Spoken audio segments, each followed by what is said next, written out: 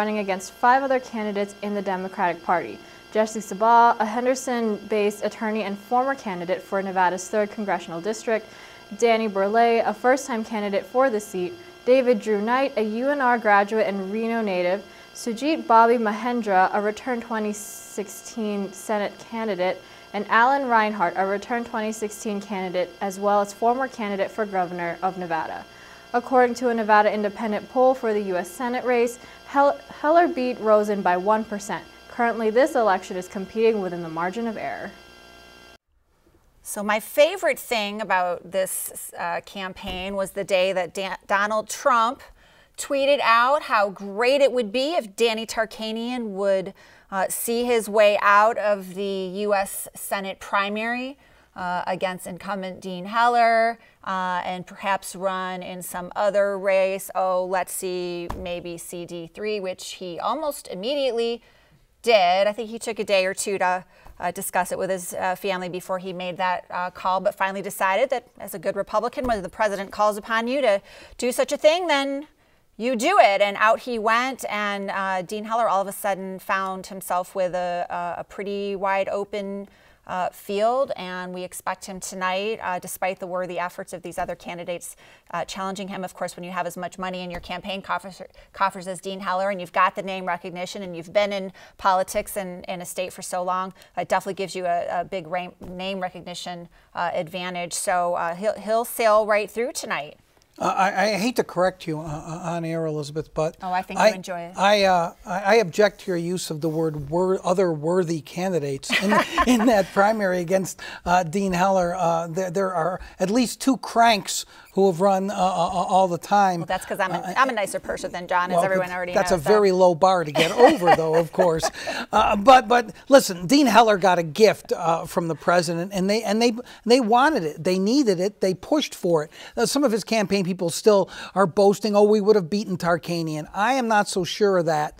I'm pretty sure that Danny Tarkanian would have come very close or defeated Dean Heller. In fact, I predicted he would defeat Dean Heller, and so that prediction was taken off of my plate, so that's one fewer prediction to get wrong this year. But listen, I think it's going to be interesting to watch, because as much as those are a bunch of unknowns there, Elizabeth, running against Dean Heller, and he should win easily, there were some rumblings from some people in the Republican Party that the base was still going to go out and vote for some of these other candidates just to send a message to Dean Heller that they're not happy with the way he acted toward the president, or they're not happy with being for repealing Obamacare before being against repealing Obamacare, before being for it again. And will the base send a message to Dean Heller? I think it'll be very good for him if he gets a very large percentage to say, look, none of that is true. I am strong with the base. Now I'm just going to go out and try to get independent voters. Suddenly he won't be as loving toward Donald Trump,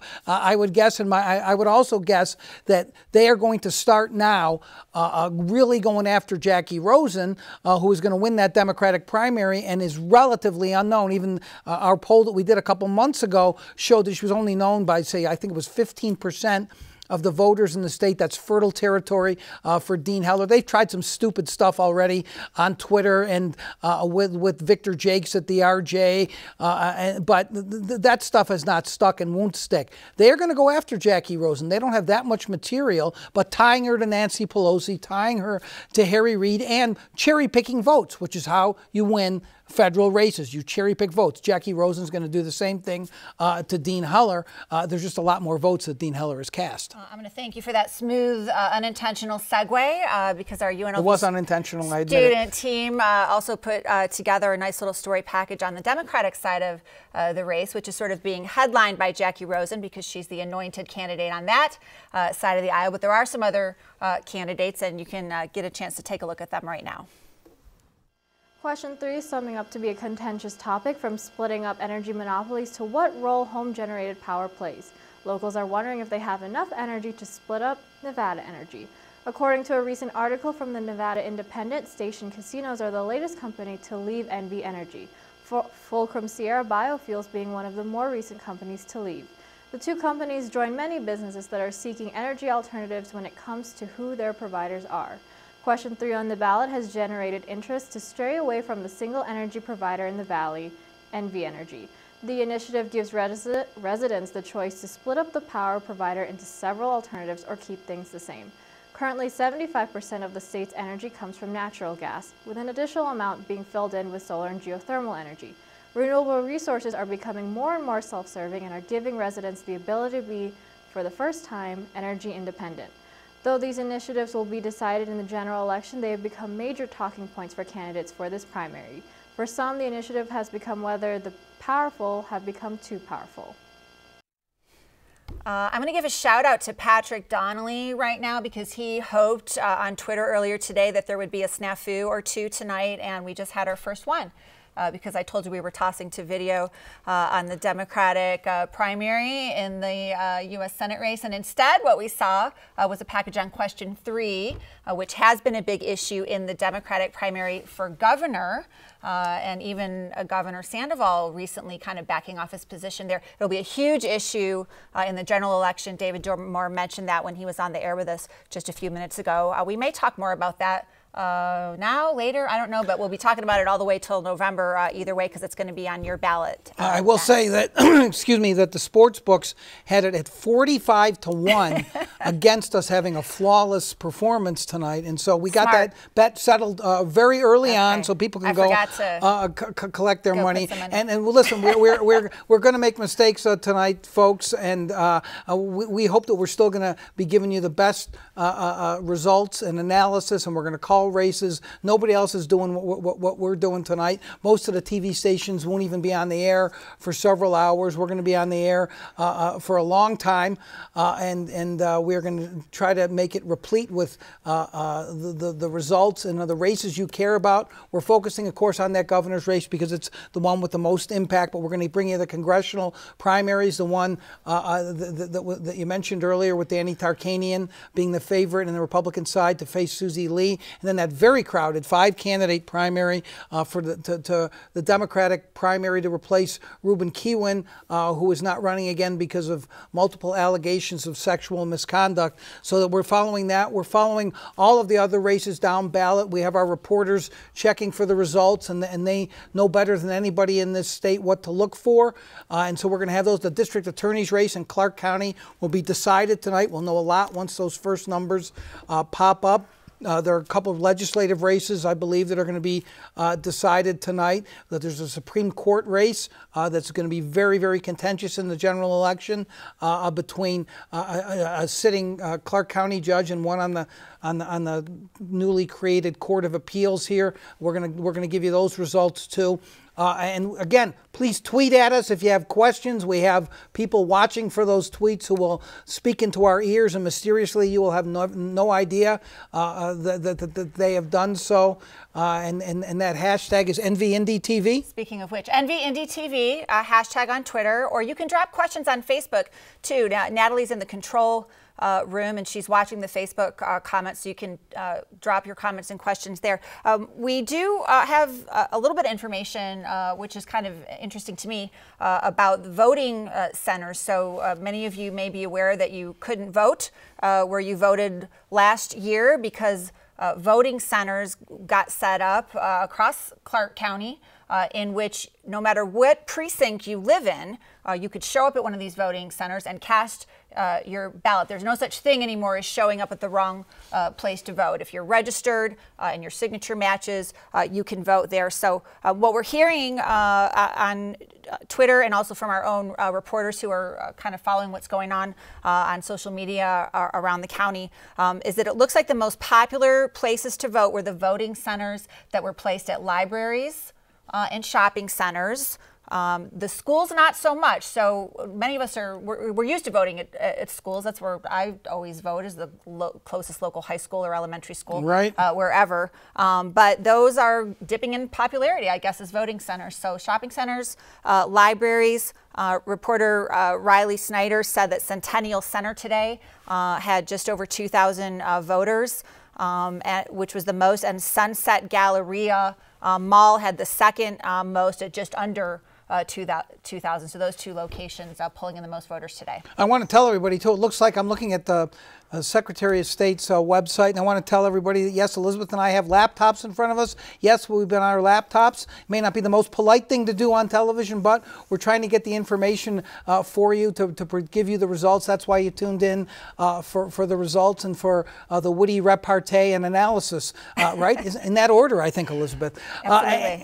And so it looks like there's going to probably be about 300,000 voters or so that turned out in this election, Elizabeth, from what I can tell. The last update for the Secretary of State was 6 o'clock. That's up there now, and there were 286,000 or so ballots cast. So I think we'll get up to about 300,000 or so ballots cast.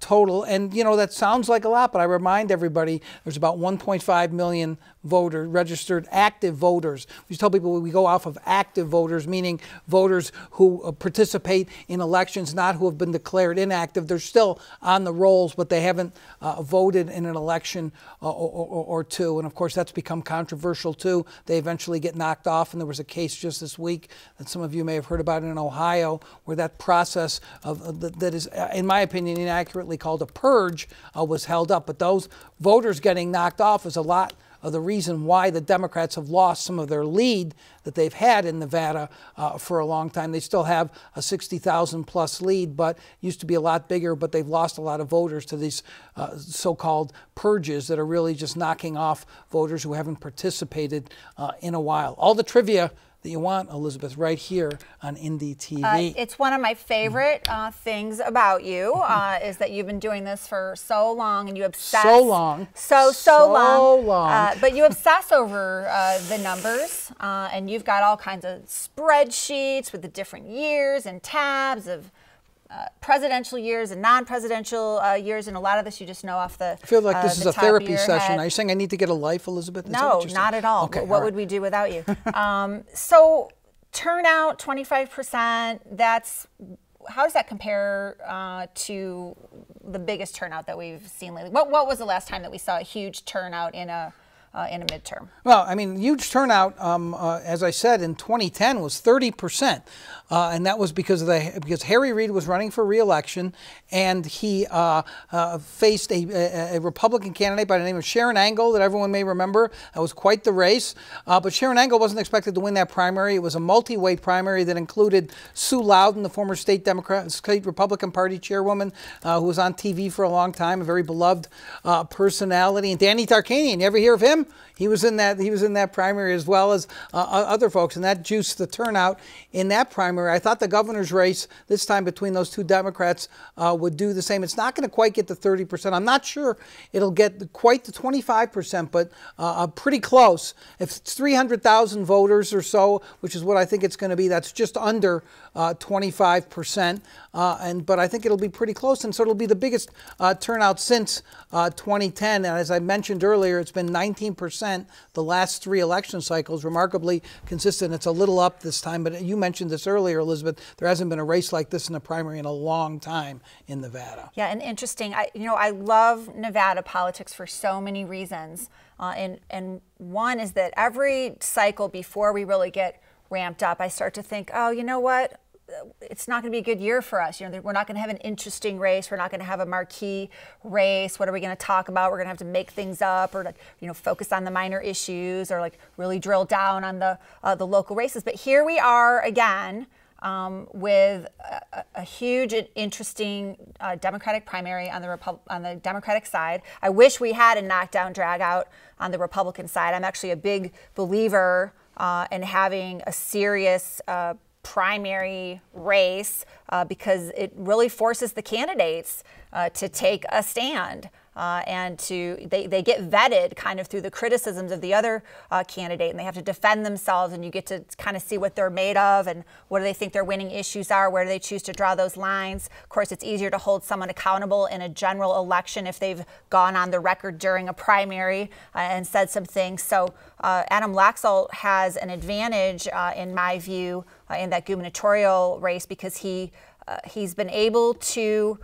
sort of get away with not having to take as many solid stands on as many issues, only because he doesn't have anyone serious challenging him. Sorry, Dan Schwartz, if I'm proven wrong tonight and you pull this off. The miracle occurs? I'll be the first to apologize and send you flowers. But, you know, Dan Schwartz, an underdog in the race, again, because of name recognition, but so great in Nevada that we've got that Democratic primary, but also in both Congressional District 3 and Congressional District 4, where we've got Stephen Horsford trying to retake the seat that he first owned, right, when that congressional district was formed just not that many cycles ago. But some other serious Democrats in that race who really would like a shot at it as well. We're going to know a lot about that race. That race is not entirely, that district is not entirely in Clark County. About 85% or so of the vote is, depending on what the turnout is in the rural part of it. It's got 6 other counties or so. It stretches all the way up to northern Nevada. It's a very odd district. It's why the Republicans were able to take it in that big upset in 2014 when Crescent Hardy beat Stephen Horsford. Then Ruben Kihuen came back during a presidential year when turnout is much higher and was able to use the urban core of North Las Vegas to win the seat back from then Congressman Hardy, who again is running this year to try to take back his old seat. And maybe against Stephen Horsford, although that is a 5-way primary. Horsford has had by far the most money, the endorsement of the Culinary Union. He seems to be the favorite there, but it's a primary. It's a strange year. There have been some very spirited campaigns by Amy Vilela, calling herself Amy for the People, an activist for Medicare for All. State Senator Pat Spearman, who got a late endorsement from, wait for it, Patricia Arquette. I still don't know what Patricia Arquette does for somebody. I mean, I think she's a very good actress, but what she does for somebody in a Nevada primary on the last day, I don't know. But I've got to say, Pat Spearman got Patricia Arquette. Maybe because it was 2 Pats. I don't know. Maybe this morning, you just reminded me. I had almost forgotten that so many things have happened today. And as we were working on our stories for tonight and tomorrow, President Donald Trump this morning, not exactly early, not as the polls were opening. I think it was mid-morning. Correct me on the timing of this, or maybe one of the reporters can shoot me a message and let me know. Or maybe Natalie, if you get a chance, if you can grab a screenshot of that tweet by Donald Trump enthusiastically endorsing Adam Laxalt for governor, talking about what a great governor and leader he thinks Laxalt would be. He mentioned specifically his trust in Laxalt to keep taxes low. Of course, this has been one of Trump's rallying points, and actually one of the issues on which he's got the highest voter approval across the board, because everybody likes low taxes, especially when it benefits their pocketbook. But I found it interesting and a little confusing that this happened today. Early voting was going on for a few weeks. I know you don't, not a fan of early voting, but there it is, and lots of people voted in early voting. So why now? Why? Let's get the tweet up on the air if we have. There we go. I strongly endorse Adam Laxalt for governor of Nevada. Adam is smart, works hard, and knows how to win. He'll be a great governor. Also will fight hard to lower your taxes and is tough on crime. Why today? Well, I think it's very strange timing, as you pointed out. It's also, as our story pointed out, we have a story up on the NevadaIndependent.com. How many times can I say the URL tonight? Keep saying it. Keep saying as it. Many times as you wish. .com. Our Michelle Rendell's did it. NV.com gets you there as well. And I think Riley Snyder, they got a double byline on that piece, because Riley never lets a chance to get a double byline pass, I think. So he took that with Michelle. But seriously, they pointed out in that story that he's great about lowering taxes. There's no evidence at all that Adam Laxalt's going to try to lower taxes.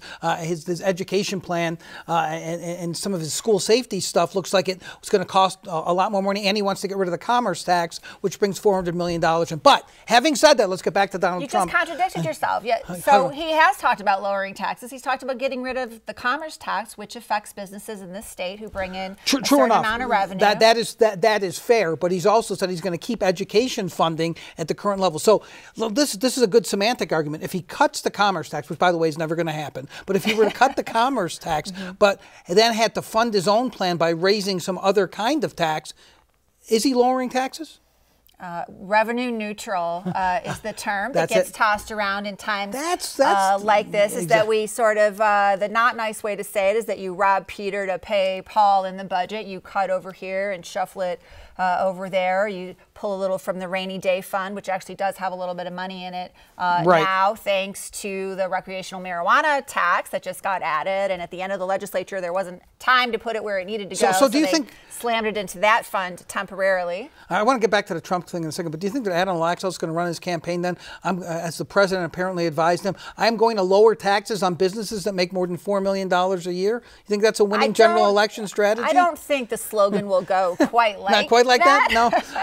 But, committed to keeping your, taxes low and your neighborhoods safe. I'm riffing off of Donald Trump's tweet. Now, that could be. So let's talk about Trump and why he would have done this now, why Adam Laxalt would have wanted him to do this now. There is absolutely zero evidence that Donald Trump is going to be anything but an albatross for Republicans in this cycle. How much of an albatross? Very difficult to say. His numbers have gone up recently, and since he apparently got North Korea to denuclearize this week, even though that's not in the document, but it's understood that it's going to happen, maybe his numbers are going to go up and maybe he's going to get the Nobel Peace Prize, and maybe Adam Laxalt will go over to Sweden to help him accept it. I don't know.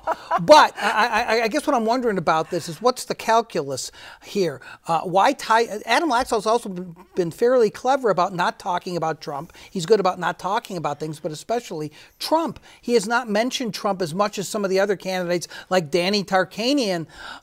What's the old Rudy Giuliani thing, the noun verb 9/11? Danny Tarkanian is noun verb Donald Trump.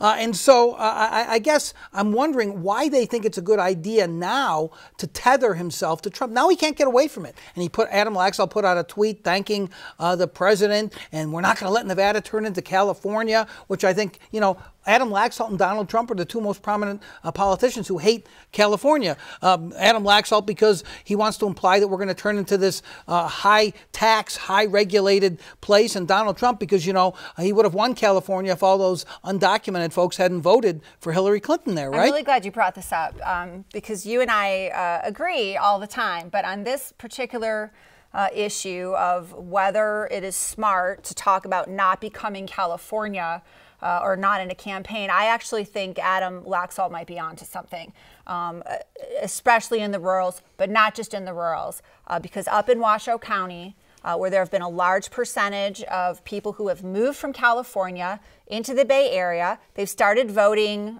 They vote more liberally. They vote Democratic. We've seen the voter rolls shift up there in the last 10 to 15 years. And you look at California, not saying we're going to be California in the next couple years, but if you're a sensible person and you think about it and you look at what happens when you keep raising taxes to fund whatever it may be, welfare programs, the schools, environmental protection. We need more of this. We need more of that. We've got to step up law enforcement. The list goes on and on. There's an endless number of places to spend money, and California has, including on its state pension system, which is on the verge of bankrupting the state budget. This is true. This is a fact. You can't get away from it. So I'm not sure that you're right about that, how that plays with voters. Maybe not with liberals, but maybe with the independents and the nonpartisans. And in Nevada, where nearly 20% of our voters now are nonpartisan or consider themselves independent, that's a pretty big voter block to be going after. So I'm not, you make fun of that as if there's no sense to it at all. I think there is. Well, welcome to the Crossfire segment of Indie TV tonight. And while I will not do the old Saturday Night Live, Jane, never mind. Don't you dare. I guess what I'd say about a couple of things in response there. Number one, I've never said that it doesn't appeal to anyone. I don't believe that. You scoff at it, though. I scoff at it because I think it's ridiculous. It has nothing. He makes it sound, and in one breath he says how great the economy's going, and then the other says, oh no, we're going to turn into California. Well, if we spend all our money money and more than we have. But that there's no evidence that is happening. Well, but let me just get to the political. Governor's mansion, then maybe there will, and isn't that his point? That's a different argument, and that's an argument that may appeal to independents. Is that if you don't want the Democrats to go so far left and start doing all kinds of crazy stuff, then you need me to stop them. That is a smart thing that could appeal to independent voters if it's done right. But I also think, and let's just talk in terms of politics now, I think it's a smart thing to do to drive up rural turnout. That's how Adam Laxalt became Attorney General. He's the first candidate in modern Nevada history to win an important statewide race and lose both of the urban counties. He lost Washoe and Clark, but won by such landslide margins in rural Nevada. He's beloved out there, and I think that's going to be a big deal for him to keep saying that there.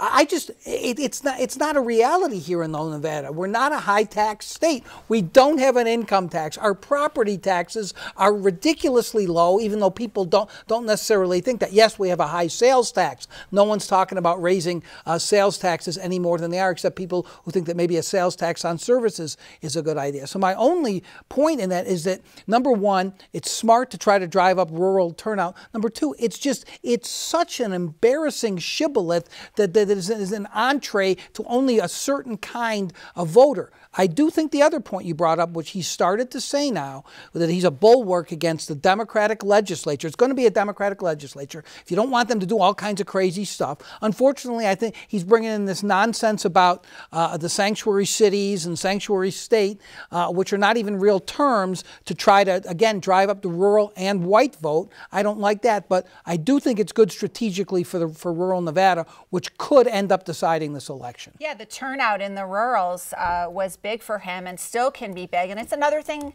speaking of things I love about Nevada, that push-pull between our two big urban counties, but the fact that the rural voters still can influence elections on a statewide basis to such a degree that it actually does behoove candidates, Republicans and Democrats alike, to make these campaign tours of the 15 other counties, to go to ladies' luncheons and Republican dinners, and to show up at little town parades and county fairs and so on and so forth, as they do throughout the campaign season. That's just not, they're not out there just glad handing.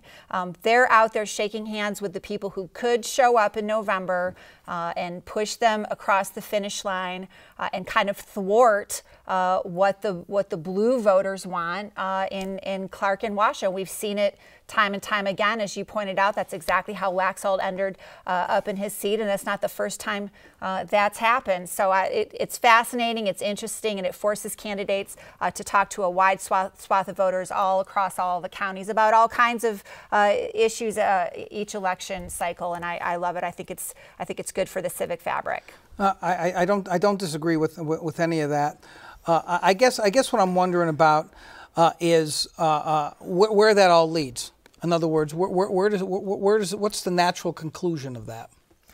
I'm not sure where you're going. You're going to have to lead me a little more. No, I mean, I guess I'm wondering. I understand that this is all good for the civic fabric, and that argument that you're making. I'm all about the civic fabric. Let's knit it together more tightly. Let me see how far I can go with this. Never mind. You better stop. I better stop right now. But listen, I do think that the civic fabric has been very frayed in this state by the primary that we're talking about tonight.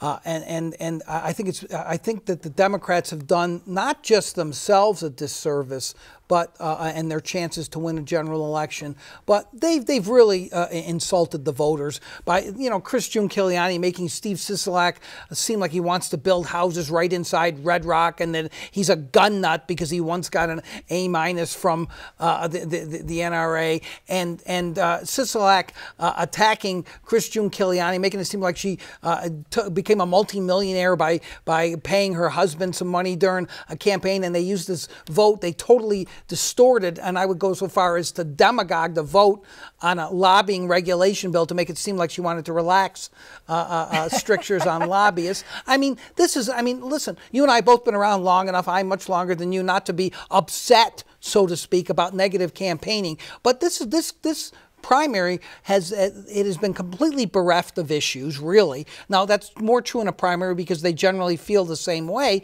but they've tried to create issues out of whole cloth that just shouldn't have been issues. Should we bring Riley Snyder on the set to talk about any of his fact checks? Because Riley has done an amazing job of fact checking the Nevada television ads, both Sisolak's and June Kilickiani's, more of Sisolak's because he's had more money to run ads against Chris G. Riley has spent hours upon hours talking to the candidates themselves, as well as looking at where they stand on the record on these issues. The fact checks are one of my favorite part of the website, so I'll do a John Ralston here and plug it. You can search for the fact checks on the website. They're not always just by Riley Snyder, but he loves to do them. He's very good at them. He really digs in. Sometimes he spends days and days and days on just a single fact check. And the point I'm getting at here is that we want to make sure that we help the voters cut through the smoke and mirrors in these television ads, as John was just talking about, get down to the nitty gritty and say, okay, is this attack really true? Is it sort of true? Where is it not true? And is there context? And what other things should we look at? Most candidates can't manage to tell the whole truth in a 30-second ad, no matter how hard they try. So very often there's going to be some way that you can critique an ad even just a little bit. And Riley's done a great job with Chris G. Specifically the attack that you just mentioned, also about whether she or did she not vote to raise her pay at the Nevada legislature when she was one. Also, how much and how did she pay her husband, Gary Gray, who is one of the foremost, most effective political consultants in the state. He's a Democratic consultant for years. He's no longer with us, but Chris G., as well as Steve Sisolak, actually paid Gary Gray's firm to run their campaigns over the years. So Riley did some checking on that as well. And so I think if we have some time, and we may need to break to deliver numbers, we're hoping we're going to have some numbers to report soon. But let's talk about a few of these with Riley, and then we'll interrupt ourselves if we need to report the numbers to you in real time. Hi, Riley. Hey, John. You look very short tonight. I wonder why that is. I'm slouching to make you feel okay. better. Thank you very much, because my ego is very helpful. There are some numbers to report.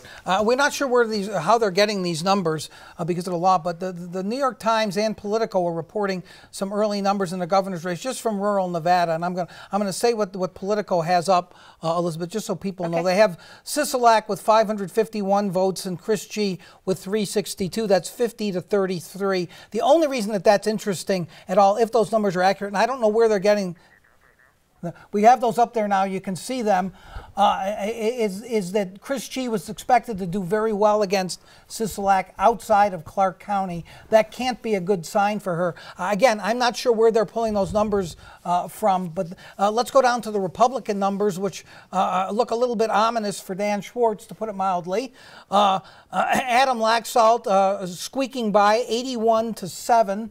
Right there in rural Nevada. As I said, he is going to do very, very well in rural Nevada. Now, again, the Secretary of State here, I believe, I have my reporters checking this, have not reported any results yet. They're not supposed to report results anywhere until all the counties have reported in to the Secretary of State, but I assume that those numbers are real, Elizabeth. So let's bring Riley back now. Riley, well, let's talk about fact checks for a second. Elizabeth brought these up. When you and I first worked together at Channel 13, you were doing them there for a group called PolitiFact, and you bring people need to see these. I think you do the best fact checks in the country.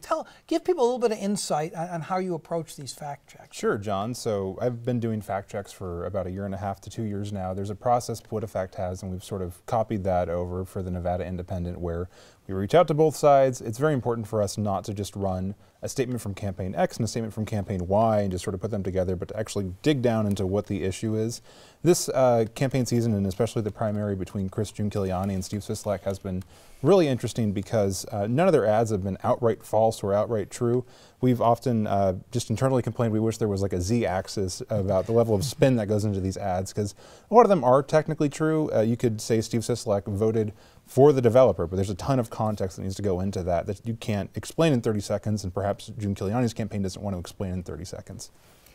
Yeah, exactly. So thanks for explaining the process. So which one do we want to talk about? Why don't you decide which one do you want to talk about first? Let's talk about one of your fact checks. Sure. So the most recent one I did was on payments that June Giuliani made to her husband, Gary Gray, who passed away several years ago, but for a long time was a very prominent political consultant in the state for Democratic candidates. The Steve Sisolak campaign seized on a story that the Reno Gazette-Journal did about her paying him a significant sum of money to run her 2006 Clark County Commission race, where she ran against an incumbent Democrat and was able to narrowly win in that primary. They pointed out that she had given more than $1 million over the course of about a decade and a half to her husband's firm, and they raised questions because there's nothing in Nevada law that prevented that. And so for this fact check, I went in, I checked the law, obviously, and for what he was doing and for what services he was providing, there was no law broken. The June Giuliani campaign, because they were obviously very peeved about this attack, provided all the invoices from her 2006 campaign, and in total he made about like $56,000. I think I have the number right. When you say he, you mean him? Gary Gray personally. himself, while his firm was paid something like $500,000, but all of that went to advertising, paying for volunteers, paying for website registrations, things like that. So there was a significant amount of context. I think that ad got a almost Abe rating on our Abe rating scale, just because they sort of stuck to the RGJ story, which was pretty Who's Abe, Riley? Tell everybody who Abe is. Abraham Lincoln was the 16th president. No, let's not get into that. And he's significant here because? He was the president when Nevada became a state in the union. See, We Riley decided knows it. He does. This guy's only 16 years old, and he gets all this stuff. aced 8th grade history this year, That's which right, I'm really exactly. excited Very about. good. Well done. We'll just explain to the viewers. Look, if you haven't looked at our Honest Abe scale, it's actually one of my favorite things that we've ever come up with creatively, because the high end of the rating, which has anyone ever gotten an Honest as Abe yet? Riley? Maybe one, but I don't. Maybe one. Doesn't happen often. An Honest as Abe is the high end of the scale. That means you told the truth. Honest as Abe. Abe would be happy. Abe would be happy with you. He'd approve. The other end of the scale is what we call all hat, no Abe. That means it's complete BS. I think I'm allowed to say BS, right? And then we've got a couple of ratings in between, which is hardly Abe and almost Abe. But Riley's right, and I want to point this out. There's so much context that comes into play, and so there we go. There it is. Great. Right on the screen. There's our scale between false and true. That verdict that you're seeing there is what an almost Abe looks like, closer to true than false. That's the rating that Riley gave on the ad we're talking about. But as you just described, lots and lots of context. The Sisolak ad makes it sound like she committed some kind of high crime by paying her husband's consulting firm some money to help her win races, when in fact, as you pointed out, well, that's not against the law. If you have a family member who's got the talent and the willingness, you can pay a family member to work for your campaign, and you broke it down by collecting invoices, I think, from Chris G to kind of take a look at, well, how much money really was it. So this is just an example, folks, not just to pat ourselves on the back, but the work we're doing for you to let you be able to cut through, as I said before, the smoke and mirrors, kind of figure out what really is true, and then you decide whether it bothers you that she did this, even though it was legal, or is it just no big deal, and maybe you ding Steve Sisolak a little bit because you don't approve of the criticism. So thanks. That was good job, Riley. You're just as good as explaining these things on TV as you are in your stories. Anything interesting on Twitter tonight before you leave? No, nothing interesting on Twitter. It's been very quiet, hasn't it? It's been very quiet. All right, Riley, go back in there and find something interesting for us. Will do, John. All right, thanks for being on there. All right, Elizabeth, the Secretary of State here does not have any idea where the New York Times and Politico are getting their numbers from, but it'll probably, my guess is Lyon County released theirs early to some kind of national AP feed. They probably subscribed to the AP feed, and that's where they got it. My guess is that they probably weren't supposed to do that until the other counties had reported in, but maybe this will speed it up now if it breaks through the log jam. That would be a good thing for everybody. I just want to let everyone know again that it shows Steve Sisolak with a lead over June Giuliani in Lyon County of about 180 votes or so, which is significant in a small rural county, and Adam Laxalt is absolutely destroying the field in Lyon County as well. and speaking of the different counties, and since we are still waiting for numbers, if it's, oh, wait. I'm going to say this first, and then I'm going to go back to what I was going to say a second ago. I'm so happy with the way this is going, by the way, because we talked about how we really wanted to report in real time. We weren't going to be worried about whether we interrupted ourselves in the middle of a topic to report some numbers, because we know that those of you who are watching us tonight care about the numbers, you care about the returns. Yes, we can talk about these other issues in between, but it's really all about the numbers tonight. We've been eagerly awaiting all these months. So I'm going to get back to my point in a second. But there's been a 15% jump over 2014 in the turnout in Washoe County. That's per the registrar. Who's reporting that? Our friend Ben up north? Michelle Rindels tweeted it by Benjamin. Is it Marjo? There's Ben. He's a great reporter. That seems like that number cannot be right to me. I don't understand how there can be that many votes in Washoe County, but I suppose it's possible, Elizabeth. Let me just check with the Secretary of State. Okay, we're going to double check that. That number cannot be right. We hate to correct a reporter on the air, but I think he's maybe he's talking about early and. Yeah, he must be talking about early and election. Total votes. I think that could be right. Yes. Yeah, total votes. Yep. So just to explain, folks, for those of you who don't geek out on this quite as much as we do, which means you're normal. Which means we call you the normals. Yes. So there are the early votes. Oh my God, we have Clark numbers, Elizabeth. Let me interrupt you. Go ahead. Clark numbers. Steve Sisolak 56-33 over Chris Giuliani in the early vote. That is a huge lead. That race is going to be very difficult for her to win now. I think she's in big trouble. Hopefully we can get some of the other results up now from the control room. Explain to the... Let's see if we can put that up. The governor's race in Clark County, 56-34. I don't see how she's going to recover from that. That's a 13,000 vote lead after early voting. And that is devastating for her to only get 34% of the vote in Clark County. If maybe the reporters can look at Washoe County to see if those numbers have come in now. But we'll be the first to say, and here on NDTV, looks like a very, very difficult uphill road for Chris Giuliani now. We're going to try to get those numbers up for you. I hope the reporters are checking for these other races as soon as we can get them. I'm sending messages on my computer as we're talking here, but you wanted the numbers. The raw numbers, 33,119 to 20,017. That again, it's a 13,000 vote lead. There are not so many votes out that I think that's going to be of a help to her.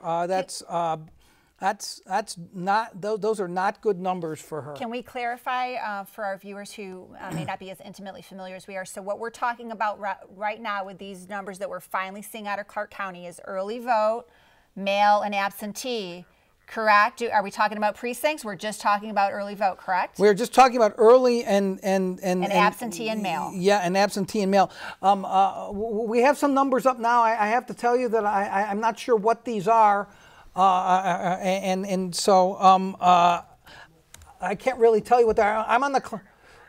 Yeah, voter turnout we don't really care about. I'm looking for the numbers from Clark County and Washoe County in the state, if we have them, on the governor's race. That's what we're looking for. But I'm telling you, these first numbers from Clark County are devastating to Chris Giuliani. I think she's going to find it very difficult to recover. Adam Laxalt, we can call the race for governor already. He has 27,390 votes. Dan Schwartz has 4,000 votes.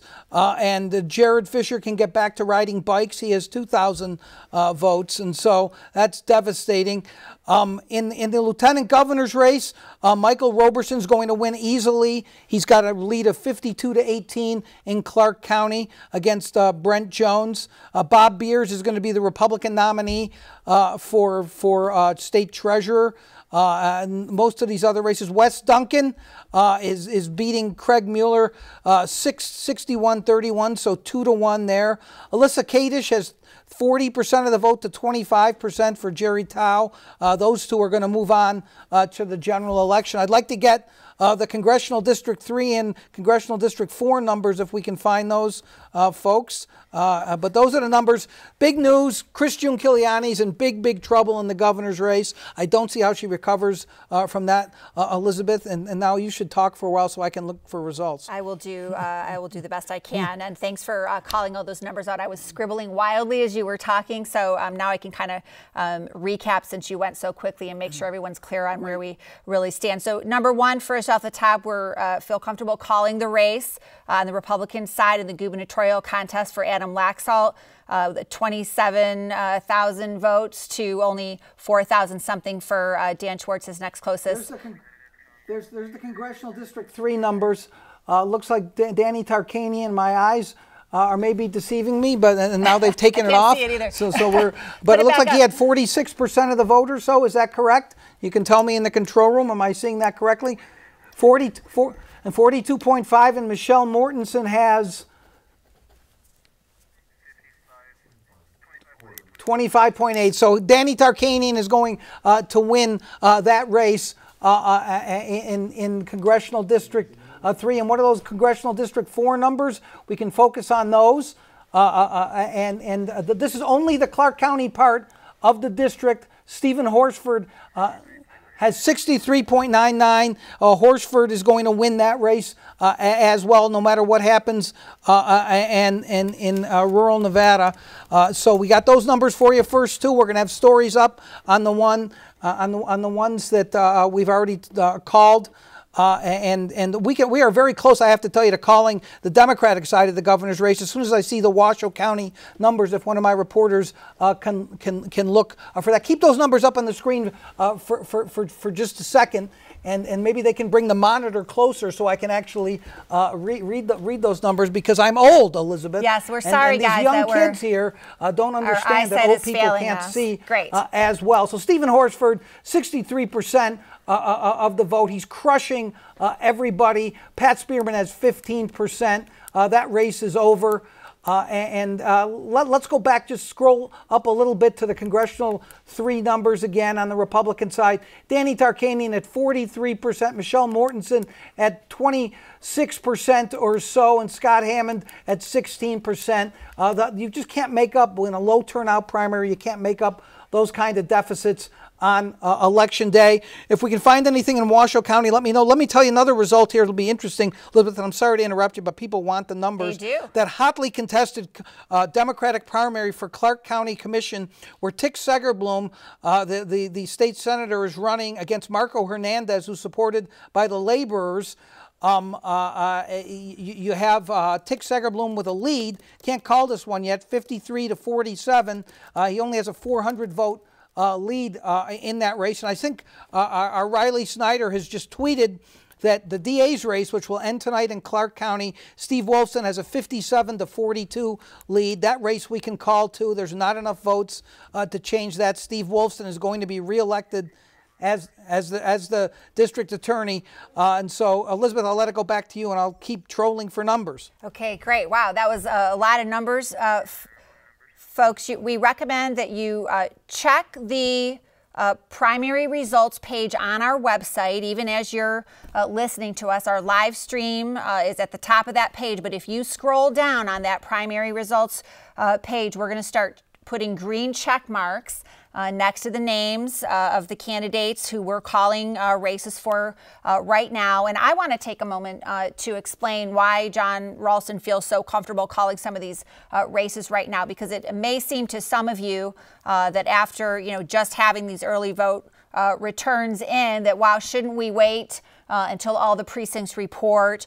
Shouldn't we wait and see whether some of these races can be turned? But the fact is that such a high percentage of people vote in the early vote and by mail and by absentee, that when you get those early returns and those report, and you know that you're only going to have a certain percentage of voters that are going to turn out today on Election Day, you can extrapolate that math. You can figure out, well, even if we had the highest turnout day we've ever had on Election Day, there's only so many votes that can be made up once those early votes and absentee and mail are counted. So that's what we're talking about when we're calling these races, is we're saying based based on our experience, based on history, based on the numbers and what we can expect to see in turnout, some of these races simply cannot be turned around at this point. Let me give you some more numbers our crack team in the control room is giving to us.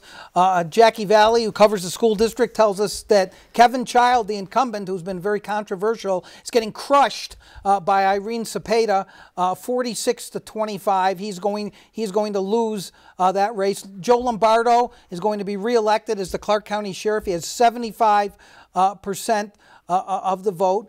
I want, my reporters can check more into this, Elizabeth, but in the nationally covered race for a little Assembly District 36, the Clark County numbers show that Dennis Hoff is losing. The brothel kingpin is losing to James Oscarson, but not by an insurmountable margin. And I'm not sure, I believe that's there are the numbers right there.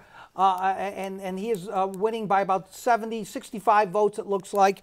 But that's only the Clark part of the district. I believe there's a Nye part of the district, too. Maybe someone could find the Nye part of that. Michelle Rendells is the expert on that race. But those are good numbers for James Oscarson down here. But the Nye County numbers are going to be key. We can't call that one yet. So let me say again, I hope someone's checking the Washoe County Registrar's site, hint, hint, reporters, to see if there are numbers there for the governor's race, because I think that Chris Giuliani may have insurmountable lead here in Clark County. I'm gathering, thanks to Natalie, who, by the way, Natalie Keeney is the person who really runs the Nevada Independent, and Elizabeth will not argue with me on that. She tells me that there's no Washoe numbers quite yet. But maybe we can go on to the Clark County results and just slowly go through those for now then. Let us know in the control room if the Secretary of State's website has statewide results. But let's go to the Clark County results and just start at the top of the state races, and let's go through the numbers and show people exactly what is going on in Clark County. Elizabeth, people know that Clark County is going to have 65 or 70% of the entire vote. This is the early vote. We've already talked about Chris Giuliani getting crushed in Clark County by 23 points by Steve Sisolak. Very tough for her to make that up outside of Clark County. It's possible, but highly unlikely. If you go down a little bit, you'll see the Republican side there. We have that on the screen for you. Adam Laxalt is going to win that primary easily. Donald Trump will be very, very happy, and I'm sure send out a congratulatory I'm sure tweet. there'll be a tweet any moment. Do you want to read some of these? Do you want me to just keep reading, Elizabeth? Go right ahead. You're doing a All right, fantastic keep going. job. Kate Marshall the Democrat for lieutenant governor, didn't have an opponent. Michael Roberson, who is Adam Laxalt's coffee fetcher and best buddy, is winning easily over Brent Jones, the former assemblyman conservative who ran a campaign trying to remind everyone that Michael Roberson pushed through the largest tax increase in history. But Michael Roberson is winning. He only got 51% of the vote, but that's more than enough in a multi-candidate field to crush Brent Jones and the rest. Let me just put in a word. So Michael Roberson, not only a good friend and colleague of nominee Adam Laxalt, but Senate Majority Leader for the Republicans, been in Republican politics for a few cycles, knows his way around the electorate very, very well. So that'll be an interesting matchup. Roberson against Kate Marshall for Lieutenant Governor. Of course, she was State Treasurer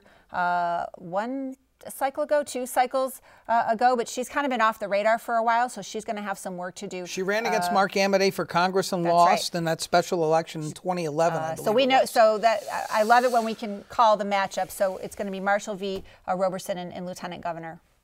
We can keep going, though. We can just show people here what's happening. No race for Barbara Sagaski, the incumbent, the Secretary of State's office. Bob Beers didn't really have a strong opponent. He's the former city councilman who just lost, but couldn't bear the thought of not having an elected title, so immediately ran for state treasurer. He is going to win that primary easily. State Senate Majority Leader Aaron Ford is going to be the Democratic nominee for Attorney General. We already surprise there. Knew that. Wes Duncan, spirited campaign by Craig Mueller, but he's going to lose 2-1 there in Clark County. These, again, are only Clark County numbers, but those margins are so big, and they're only early vote and mail voting, but those numbers are so big it doesn't matter. Alyssa Kadish and Jerry Tao, we knew that we were going to be the two going on to the general election, and she is going to win that in the primary fairly easily with 40% in Clark County to Tao's 25%. We don't know what the outside Clark County numbers. Susie Lee, of course, is going to win the Congressional District 3 nomination. AP has already called Laxalt for governor, and Rosen and Heller and Susie Lee, but we did the harder races first. AP goes for the low-hanging fruit, Sorry, Elizabeth. AP. So, yeah. So, no Washoe numbers yet. We need those. We do need some of the rural counties. But unless Chris Giuliani is winning by a huge margin and those record turnout that Ben Margiot talked about in Washoe, if she is not winning by a huge margin there, this race is over. And so as soon as we get those Washoe numbers, we will know a lot more about the governor's race. But she has to be hugely disappointed only getting 34%. Now, I would urge everybody who's watching Indy TV right now, if you want the results, you can go on the Independent site. We're starting to post stories now for the races that we have called. And Elizabeth and I are just going to be numbers junkies for most of the rest of the night, trying to get numbers to you as soon as they come in. We are not quite calling the Democratic race for governor, but I will tell you that I believe Steve Sisolak is going to be the nominee unless some very strange things are happening outside of Clark County and unless some very strange things happened on Election Day to close that margin. Elizabeth Tix Eggerblum in the fight for his life for a county commission seat that has riven the labor movement and gotten Sheldon Adelson, the Republican mega donor, to give Tix Eggerblum's opponent a lot of money, teaming up with the laborers. And some people have wryly noted that Adelson and the laborers were also together in another cause, and that was to build the Raiders stadium. So maybe we should put up some of the legislative results in Clark County and go through those. Yeah, let's do that, and then we can circle back around. We're still waiting on our Washoe numbers. We are religiously checking the Washoe numbers, so we promise we'll interrupt ourselves to report those. But yeah, let's take a look at some of the legislative races and see where they stand. All right, there's the state senate for District 8. Marilyn Dondero Loop, who was embraced by the party to take that open seat, won, and Valerie Weber, embraced by the Republicans, won, but not that easily against two spirited opponents. Elizabeth Helgalian, I think that's how you pronounce it. It used to be Elizabeth Halsett, the former state senator. She's finishing in third place to Dan Rodimer, the former wrestler.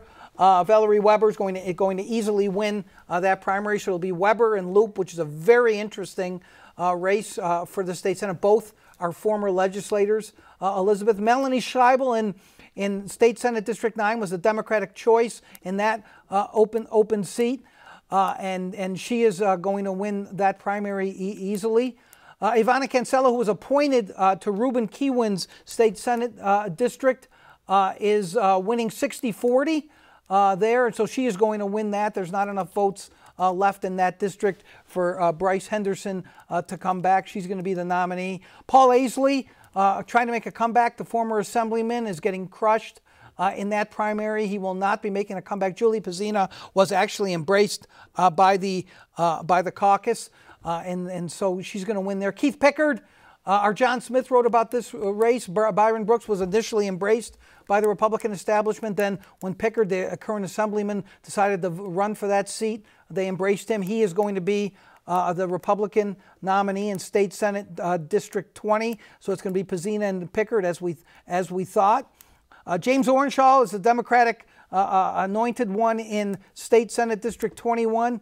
And he is going to win that primary as expected. Our crack team's going to get the assembly races up, I think, pretty quickly here. Can I get a clarification from you? Sure. So I scribbled wildly the whole time you were running. I do talk fast. I apologize. No, that's okay. I kept up, but I just want to make sure of one thing. So, did you call the race for Horsford? We're at 63%. We're calling that over. Oh, yes.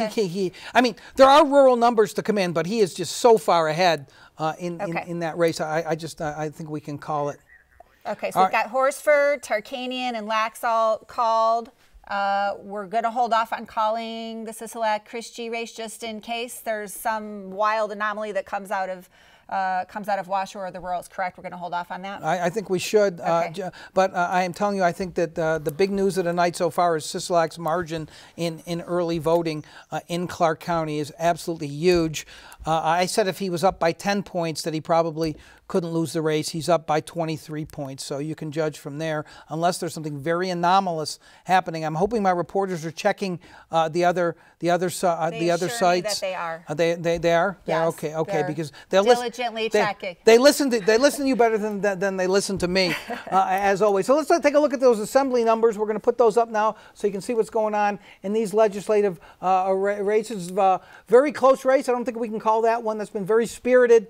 In State Assembly District 2, that's John Hambrick's seat. He's the incumbent who is going to be nominated again. He's a former speaker. He beat Jim Small, who I thought, by the way, had the best slogan of the entire cycle. Think big, vote small. I love that. I thought that was pretty clever. But it's not clever enough to win. And so I'm sure he's not going to be happy with the consolation award of my kudos. Connie Monk is easily going to be the Democratic nominee in State Assembly District 4. That's where Richard MacArthur, who is down there, you can see with the check mark from is ahead, 51 to 28. He's going to easily win that race. There were a lot of moderate Republicans who wanted to knock off MacArthur in the primary, Elizabeth. That did not work out. State Assembly District 5, Jason Burke looks like he is going to win that race, although he's only ahead by 59 votes, and so we can't call that one yet. Jason Fryerson's going to easily be reelected in District 8. Linda Cannon is going to be the Republican nominee there in District 9. District 12, a lot of candidates in there, but Susan Martinez is well ahead of the field in that Democratic primary. She's going to win that. Tom Roberts is defeating perennial candidate Steve Sanson, who I'm sure will complain and whine and run again. As many candidates in District do. 50, yes, indeed. In District 15, Lou Tooman trying to make a comeback. The former assemblyman who's been every party that you can be in the state is getting crushed, not surprisingly. Howard Watts, who jumped in there, has a substantial lead, 200 votes or so. 43 to 32, if I'm reading that correctly. I can't quite call that yet, but it looks like Howard Watts is going to win that race. Yep. And so and the next one is District 18. Matt Sadler is ahead, 56 to 41. Not sure there's enough votes to make that up that are left. Sharon Arrington is going to be the Republican nominee in 21. Christy Watson is winning in a landslide to become the Democratic nominee in 22, while Melissa Hardy is defeating Richard Bunce. This is interesting, Elizabeth. This isn't over yet, but it's a big lead for Melissa Hardy. In there is Richard Bunce, who was defeated by Michael Roberson in his race, and then embraced by the Republican establishment as they tried to reach out to some of the Ron Paul people and some of the fringe players in the party. Richard Bunce is losing. Not a bad showing, though. Well, he still has a chance if he had a big election day showing, but it does. I don't think Melissa Hardy can lose that race unless Richard Bunce got a big showing. And he was endorsed by Michael Roberson, the state Senate Republican leader and candidate for lieutenant governor. Now the guy with the best name on the ballot. How did I know you were going to say that? Glenn Levitt. Anyone have any? Never mind. Glenn Levitt After the show. is well ahead in State Assembly District 23 for the Republican nomination. Leslie Cohen is the incumbent in Assembly District 29. She's going to win easily, and I believe she's going to face Steven Silberkraus, who tried to orchestrate the recalls and hid from the media for a long time. Let's go to the next one, District 34. Looks like Janice Weston's going to win that one. Well, no, it's very close. You can't call that one yet. Very, very close. What's that, 20 votes, or do my eyes deceive me, Elizabeth? It's a small number. I find it fascinating in these assembly races, especially when you look at the small number of total votes and then the margin. I mean, even if it's 10, 20, 30%, it's still a relatively small number. Right, 22 votes. 22 votes are there. decided on a hairline. Very, very close. So we can't call that one yet. Michelle Gorlow is ahead not by an insurmountable margin, but a solid margin there. Here's an interesting one, Elizabeth. District 35, the Republican Amy Jones is the wife of Brent Jones, who was the former assemblyman and was running for lieutenant governor. She is losing, and by a substantial margin, to David Schoen. It's my turn to interrupt you Yay. now, finally. Because my vote's getting hoarse. I'm going to drink. So Riley Snyder in the control room. We're watching Washoe County, and we're not sure what's going on. We know that 3 precincts have reported, but we don't have any numbers yet that are showing from Washoe County. But Riley just told me that the New York Times, who must have a direct line into these precincts, Amadei right now crushing Sharon Angle, 1,210 votes to 257. Again, that's based on a fairly... That's the congressman from District 2. Yes, and Sharon Angle, who needs no explanation, I don't think, in this state. So Amadei way up. We're getting these early vote tabulations in for Washoe County. Anjanette Damon of the Review... Reno Gazette-Journal. Thank you. Reno Gazette-Journal up in Reno reporting that Hillary Sheevey, the sitting mayor, has a healthy lead with 64% of the vote. Lorton's in second with just 19%. Healthy. Pretty healthy. And then the third and fourth place candidates are only at about 4% each. So Sheevey's looking good for mayor up in Reno. Those are some good numbers to have. I'm wondering why Washoe is not reporting. Washoe County numbers are up, I'm being told. Okay, great. In my ear. Can we see them? Yes, soon. Yes. Where are they? They're coming. Make them magically appear here on Indy TV at UNLV. Here we go. Let's see the numbers. Here's the numbers. 6,937 votes for Chris G. She beat him in Washoe. But that is expected, though. But that's not a crushing. That's 1,600 votes. Let's put that in perspective now, Elizabeth, with how many votes he was winning by in Clark County. And I can do the math. Yes, it doesn't help him.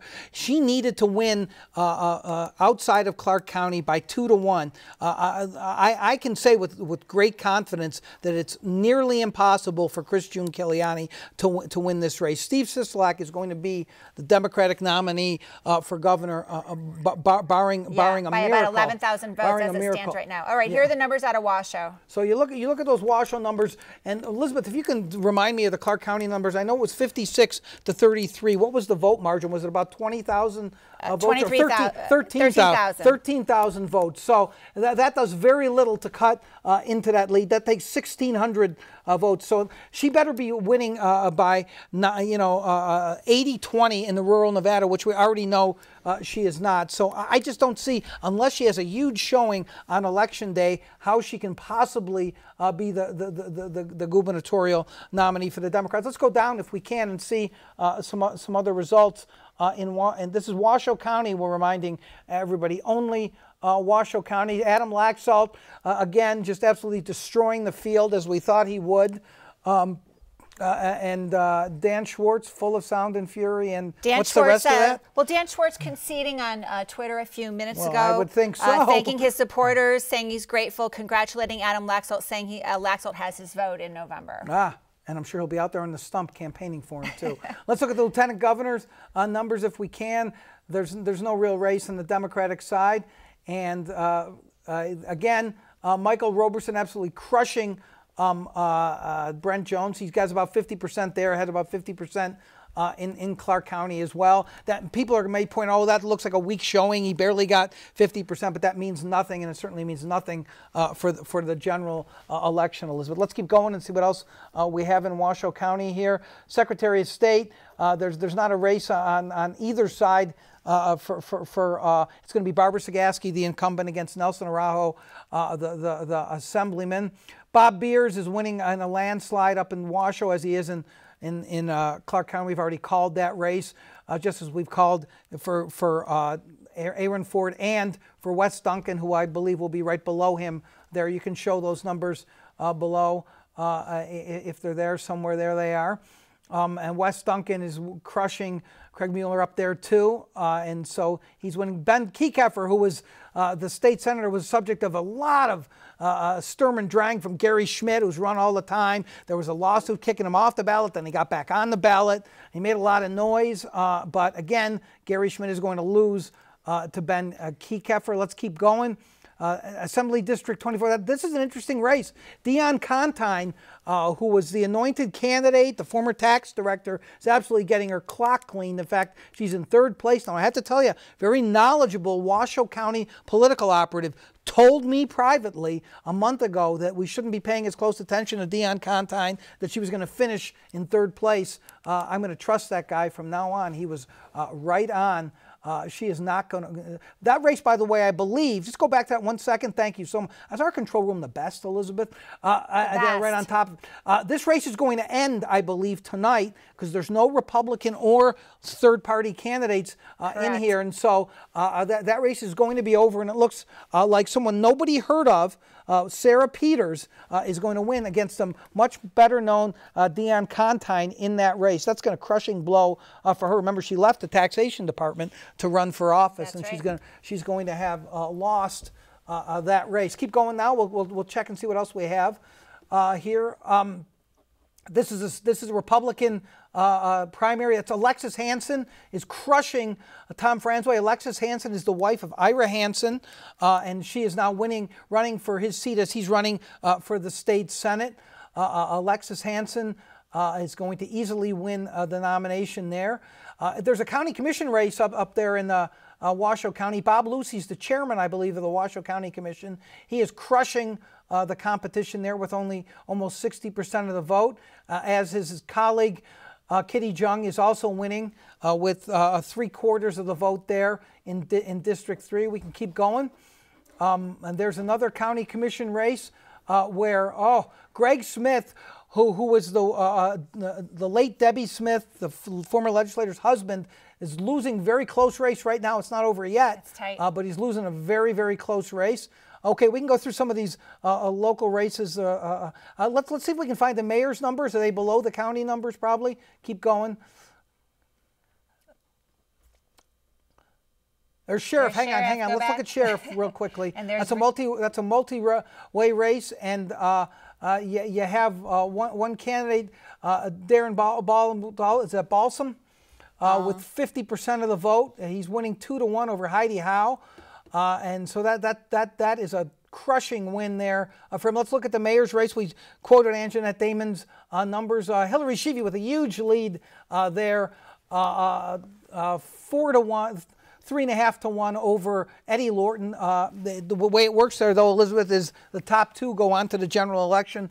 So getting 50% or more does not help Hillary Sheevy. It'll be Hillary Sheevy and Eddie Lorton in the general. We can take a quick look at those council races for anyone who's watching NDTV and might be interested. We have Naomi Dewar, who's the incumbent, winning easily there in District 2, and Paul McKenzie. Paul McKenzie is losing. He's the incumbent there at the Reno. That's a big upset to Bonnie Weber, who used to be on the Washoe County Commission. Yeah. That's a big upset, and that's a fairly substantial lead. Not insurmountable, perhaps, but that's a pretty big lead in a small district. We're told by our crack crew in the control room that the Secretary of State is finally posting some numbers. We're going to tell you what those are. Big news of the night so far is that that it looks as if Steve Sisolak is going to win the Democratic governor's race, unless June Giuliani is having a miraculous finish in rural Nevada. Let's see if we have any governor's races. Let's see if we can see those statewide numbers. Let's see if we can see that. If the folks here could move that monitor a little bit closer, I'd be able to see it. And they're zooming in on it for me. Thanks for zooming. Too. That's Perfect. very nice. So the statewide is 5337. Let's see where the numbers are coming from. I can't quite see them all. Those are Clark County, 13,000 vote lead. The Lyon County numbers we knew. She's even in populous Lander County, 54 to 52 votes there. So that doesn't really mean that much. But Sisolak is winning in Nye County too, which is a relatively a large rural county. Douglas is the biggest one for the Republicans, but it does not look. I just don't see how she can win this race now, Elizabeth. She needed a much stronger showing in Washoe. I got all these people from Washoe County telling me, I haven't talked to one person who voted for Steve Sisolak. Well, you missed 5,346 people, folks, who voted for Steve Sisolak. Chris Giuliani is going to lose this race Elizabeth. I Yeah, it looks think like we're pretty it. clear. I don't see it going any other way. And I think we can call that race for Sisolak. I don't see, unless there was some miraculous showing on election day for her. I mean, I'm looking at this list, and I don't know them by heart, but I'm looking at this list of all the other counties. I mean, even if every single Democratic vote in every single rural county went her way, I still don't think it's enough to make up that difference. And of course, that's not going to happen. Even if she were to win 70-30, 80-20, it's still not going to be enough to make up that difference. I see there's a quote out, a tweet out. We should put this up, Natalie. We should, I do want to see that tweet on the screen with Laxalt talking about his future Democratic opponent. This is actually pretty good. They're going to call me a puppet for the president. They already are. But who are the career politicians who failed Clark County? They did. So he's going to be calling Steve Sisolak a career politician who failed Clark County. That's an interesting tactic. Could be very, very potent unless people think that Clark County has not failed. Well, unless they think it's wildly successful, right? Yeah, exactly. They're not selling that to the Clark County voters. Yeah. It all depends on your perspective. Yeah. Yep. Let's try to get more of those statewide numbers up in some of the big races. Fascinating to me. Can I just say? Can I interrupt us just to say something and give you a break for 1 second? Yep. So we talked before we went on the air tonight. The reporters were asking, and the crew here asking, like, what time do you think we'll be on the air until tonight? And we said, well, you never know. I mean, there's been times we've been able to call every race by, 9 or 9:30. Sometimes it goes 10:30, 11, midnight, unless I'm mistaken. And we haven't, by the way, gotten to CD2 and Senate, mostly because they're foregone conclusions, but we'll get to that. I will be interested to see. Let's take a look. Let's take a look right now at the statewide results in that U.S. Senate primary, because I'd be interested to see if Dean Heller is getting 80% of the vote or 40% of the vote. That'll be really, really interesting. So the point I was making while we're waiting for the Senate numbers to come up is that here it's 8:20 at night. And I believe, correct me if I'm wrong, we've called every major race in the state. We got a few legislative races, a few local races that we're still not quite sure. Let's see the details on Dean Heller, but that is a huge number for him. He's got to be very, very happy with that number. People thought, maybe he has base problems. Doesn't look like it. Does not look like it at all. He's running against a bunch of unknowns.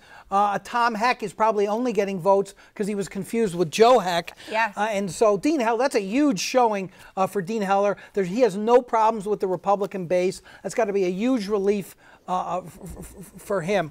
I know you wanted to look at the CD2 numbers as well. Yeah, I mean, we should look at all the Amity Sharon Angle numbers. I'd like to take a look at CD2 if we can. If we've got any more reporting there, they're looking for it right now. So yeah, 8:20 at night, and here we are, and I almost can't believe it. But actually, if I could stop them from pulling up the CD2 numbers, sure. Now that we have rural results.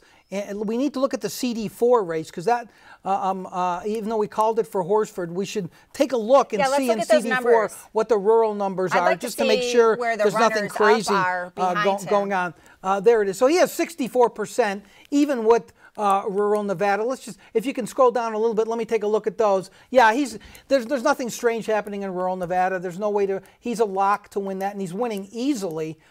Pat Spearman is not going to be a happy camper going back to Carson City, I don't think. Well, she likes Carson City, doesn't she? And that's a crushing win for Stephen Horsford. Another testament to the Culinary Union. But let's take a look at the Republican side real quickly on that, if we can, of CD4. Yeah, that one right there. Crescent Hardy has 45%. David Gibbs, the former Clark County Republican Party chairman, right? Yes. Has 21%. That race is over as well. So it's going to be Hardy and Horsford. It's a rematch. It's a rematch. And so Hardy upset Horsford 4 years ago. Yes. And so that's going to be very interesting. Yeah, with a different president in the watch. White House and a different set of issues, and maybe a different kind of wave in Nevada this year. That'll be a big race to watch. Yep, it's going to be. So let's take a look at CD2, as Elizabeth wanted to look at that. We just like to see the numbers. We like to geek out on these things now that we can sort of relax. There it is, Amity. Whoops, yes. 73%. to a 17% showing for Sharon Angle. Sharon Angle, I'm surprised close again, Elizabeth. I'm Just surprised like she pulled in that much. You know, she got crushed by Joe Heck in a primary a couple cycles ago, right? But ever since that brutal loss to Harry Reid, she just, you know, everyone hung their hopes on her in the Republican Party that year, and there was just so much disappointment. She lost a lot of support when she lost the race that year. Obviously, she's still got a portion of the base that's very faithful to her, but Mark Amodei looks like he's going to have no trouble skating through in a district that's considered, you know, red all the way. No surprises there. And I can say this, and Sharon Angle, you can't use this now. It's too late. Mark Amodei is the new favorite Republican congressman of where? MSNBC. He's on MSNBC all the time, and look, it didn't hurt him. MSNBC. So the Republican base loves MSNBC. What do you think? In CD2? No, I just don't think it hurts him. I mean, he's always got a pithy remark. He's a pretty reasonable guy on most issues. I mean, he's likable. I mean, no, that's not gonna hurt him. Not with only Sharon Angle running against him. What I would love to see, if anybody can find it for us, Elizabeth, one race we've been following because it's become an issue in the governor's race is Gerald Antonaro, the controversial sheriff in Story County. Is on the ballot. He's been accused of all kinds of depredations, including sexual harassment. He endorsed Adam Laxalt and Wes Duncan. They have refused to run away from him. Laxalt claiming he's investigating him. There's no evidence of an investigation. In fact, he keeps saying there's one, but we published a story by our intern, Sonny Brown, a great story, did great reporting showing that there may not be an investigation at all. We'd love to be able to find some results in Story County. I don't know if those are available yet or not. And so let's maybe what we should do is go through the statewide result. The Story County numbers, I'm told, are not in yet for that sheriff's race, but we'll keep an eye on that. I guess we should see if there's any updates in any of these races.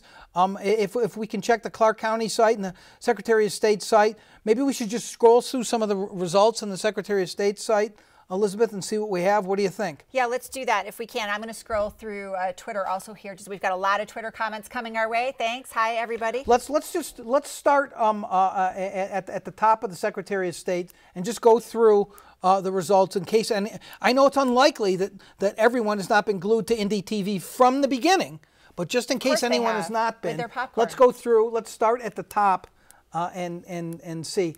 And maybe while we're going through some of these results, we can bring the very patient David Damore back up to provide some insight. So let's get the results up, and we'll bring David Damore up. So let's go to the top of the Secretary of State's page. Okay, that's great. Featured races from the Secretary of State. These are races to watch. Wow, that's great. Now let's get David Damore up there, and he can comment on some of these as well. And let's go through and. Let's take a look again, and we'll go through them in order. We'll go CD4, then the Supreme Court, then that state Senate race, then Attorney General, Clark County District Attorney, which we haven't talked about much, and that Dennis Hoff. Dennis Hoff is actually ahead. Let's click on that Assembly race. Dennis Hoff is ahead. Wow. Dennis Hoff is actually ahead and by about 60 votes. It looks like less than that. I'm sorry, my math is not good. 43 votes. He is ahead. Let's scroll down a little bit on that. Yeah, I'm trying to see. So yes, I was afraid that the results might change dramatically with just the Clark numbers. The 9 numbers, he's winning 2.5 to 1. That's where the really conservative Republicans are. Yeah. Clark is where Oscarson is doing well, but that 21% that Joseph Bradley is getting is really a problem for Oscarson. That race is going to be very, very close. A lot of Republicans are worried about Dennis Hoff being in the legislature, the brothel kingpin. And so we'll keep an eye on that one once the update goes. Let's go back to the top of the page, and let's take a look at these CD4 numbers, and we'll get David Damore to weigh in on that, Elizabeth, if that's okay. There they are. So there are those numbers. Professor, go down a little bit more so we can see all of them. There you go. And so it's 64% to 15% to 8%. I mean, it's just totally crushing. You're totally crushing. Absolutely right. And you have just too many candidates there to get behind him, right? Everybody's getting what, less than what Spearman, second highest ID, I would figure. Former a region in there, 5%. I mean, the horse was just too well known, and he had the resources in that race. It's going to be really, really tough to beat with that many candidates. I thought Patricia Arquette weighing in late might have carried Pat Spearman, but no. That's a little bit of John Wilson sarcasm that did not there, occur. Yeah. So Horsford looking very strong going into the general against Crescent Hardy. You think anything's different from 4 years ago when Crescent Hardy pulled off what I consider one of the biggest upsets in the history of the state? Yeah, I was just thinking about that because you think about that was a second-tier race for everybody. Nobody had thought about it. You look at the registration numbers, the demography of it, and then the early Democrats vote. have a huge lead, double-digit lead or close to it. And then nothing, early vote come in, there's nothing, and then the Republican outside money just dominated that race at the end. And I don't think you'll see Horsford make that mistake again.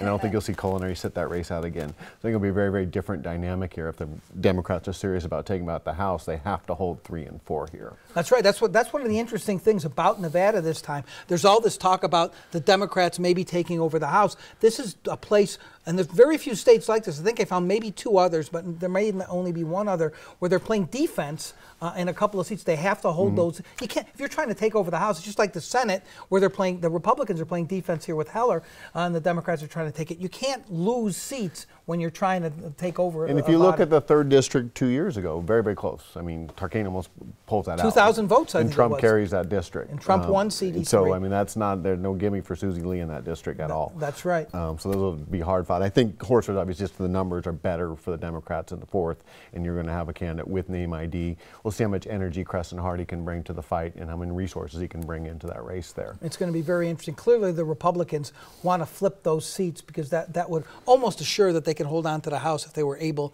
to flip those seats. Absolutely. There's no guarantee. I mean, Susie Lee's, she's well funded, but she's virtually unknown. And that Tarkanian name is household. Absolutely. He starts with a huge advantage. In Nevada. In fact, I think, honestly, this might be his best chance ever.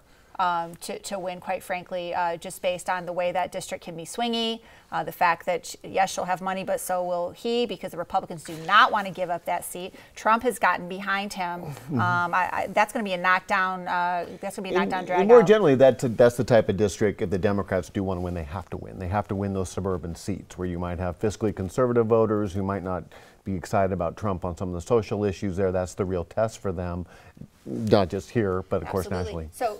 And I'm going to piggyback onto that and say it's going to come down to retail politics for her. She is going to need to get out there. She acknowledged that today and talk to voters in person, knock on doors, go to events. I mean, she's going to have to work very, very hard to get her name out there. So I know she's got the money. I hope she's got the time. Yeah, absolutely. So let's go back to the top of the Secretary of State's website if we can again and take a look at some of these other races and get the professor while we have him here to weigh in. Let's take a look at the district attorney's race if we can. That's being decided tonight. It looks like. Explain to the viewers, if you would, John, why that's being decided tonight. Because it's a Democrat on.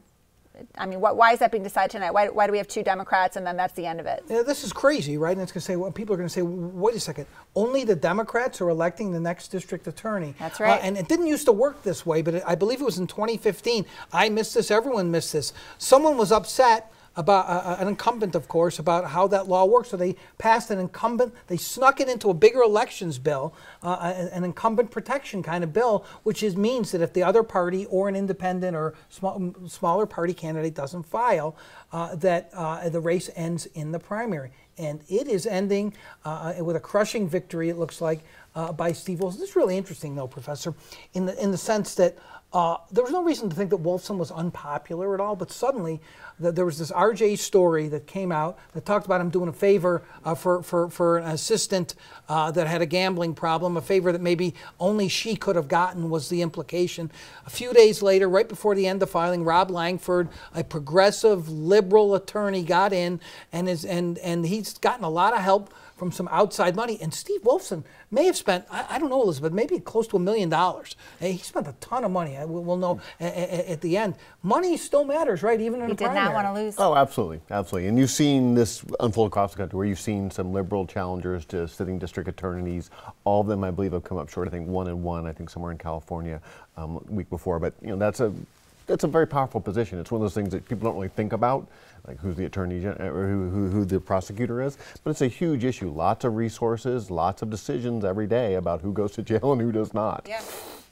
And how that process goes and how bail works. And we've had some interesting opinion pieces on our site in the past few weeks, actually, where Wolfson's name was mentioned a time or two, which I find fascinating. So some interesting local issues there. Wolfson's an interesting guy, too, because he, I believe, is clearly interested in the higher office. I think he thought about running for Attorney General before Ford, the Democratic leader, closed him out. They actually approached him to run for the U.S. Senate. Some people did, and he turned that down, and Jackie Rosen got the nod from the great grand poobah whose office is now over at the Bellagio, named Harry Reid, who still can anoint and unanoint candidates. But I think he's an ambitious guy, and he's got to feel really good tonight about that crushing win. He's now safe again for 4 years. He could run for something else in 2 years, because another thing that should not exist, elected officials don't have to resign to run. Someone should pass a resign to run law. Do you think that'll ever happen, Elizabeth? Never. That's exactly. You have to come from the ballot initiative. Yeah, they have to come from a ballot initiative. All right, let's take a look at the Secretary of State's website again. And again, I hope our reporters and our folks in the control room are keeping an eye for any vote updates, because we will bring those to you as soon as we can. Let's take a look at the Attorney General's race on both sides, if we can. I'd like to get the professor's take on this. You look at the Democratic. You don't have to put the details up for this. I mean, Senator Ford and former Assemblyman Duncan, who used to be a deputy Attorney General under Adam Laxalt. This is one of the more interesting races. Our poll, I believe, Elizabeth, you can refresh my memory, showed that Ford was ahead, I think even by double digits, but nobody knows who these guys are, right? And so this is one of those really interesting races, it seems to me, that could be decided by what happens at the top of the ticket. To some degree, absolutely. And then you think about 4 years ago, why Adam Laxalt wins that is you also had the Republican Attorney General's Governor Association throw in $3 million in that race. That's right. So that's another race now where the Republicans have been better at building that farm team in their organization for Secretary of State races, Attorney General races, and that's something the Democrats are going to have to play catch up with. We see that in the Secretary of State, Barbara Sagasti, going to win versus Nelson Araujo. Right. Who knows who Nelson Araujo is, right? Well, Nelson Araujo was winning that too. The Democrats were winning all the down ballot races, even though Heller and Rosen were in a dead heat, and even though the Laxalt against either of those two candidates was pretty close. But they're just not known, and so this outside money is going to be a huge deal. Barbara Sagaski's raised absolutely no money at all. That was a surprise when you saw those fundraising totals, how little those statewide office holders were pulling in. I don't know if they're not working in it or they just people don't give to those offices, but I was stunned that even someone like Michael Roberson, who's been a real rainmaker in his career, didn't raise a whole lot of money. I think he raised something like, I probably have the number wrong, I don't have it in front of me, but he raised something like $160,000, but he spent every dime to win. He was really worried. It's funny about Brent Jones, and he crushed Brent Jones. It turns out Brent Jones was just a paper tiger, put up a website. I think he raised $3,000 or some nonsensical amount. So, yeah, I mean, I just think all of those down ballot races are going to be very interesting. We want to talk about, Elizabeth's telling me we want to talk about Clark County Commission. That's the Tick Segerblum race. There are new numbers in that? Yeah, we didn't look at the. We didn't. Let's take a look at those numbers. We've been in such a hurry to get through all these numbers. That's another fascinating political dynamic. Let's pull District E up for Clark County Commission if we can, just to chat about that.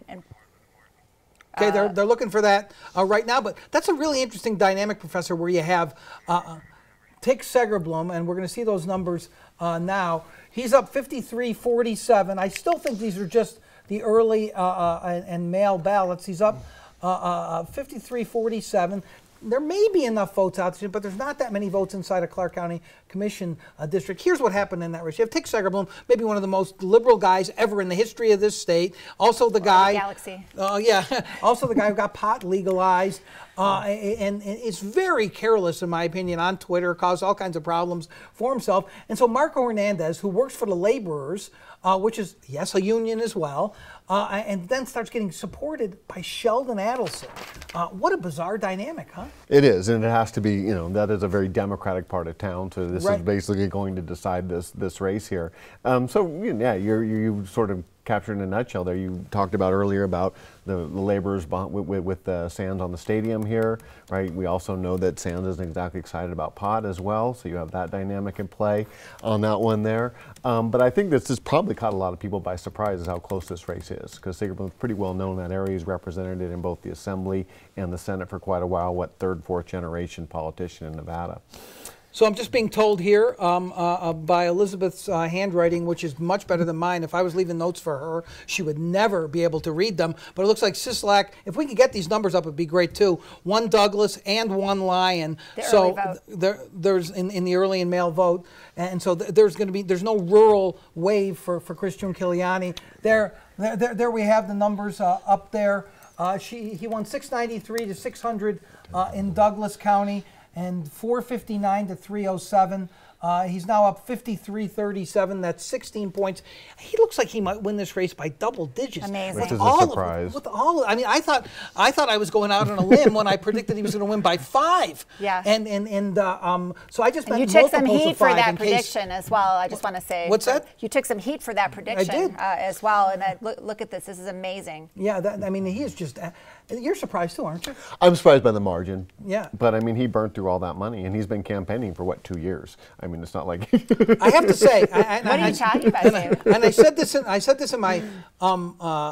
in my column as well. He did burn through all that money.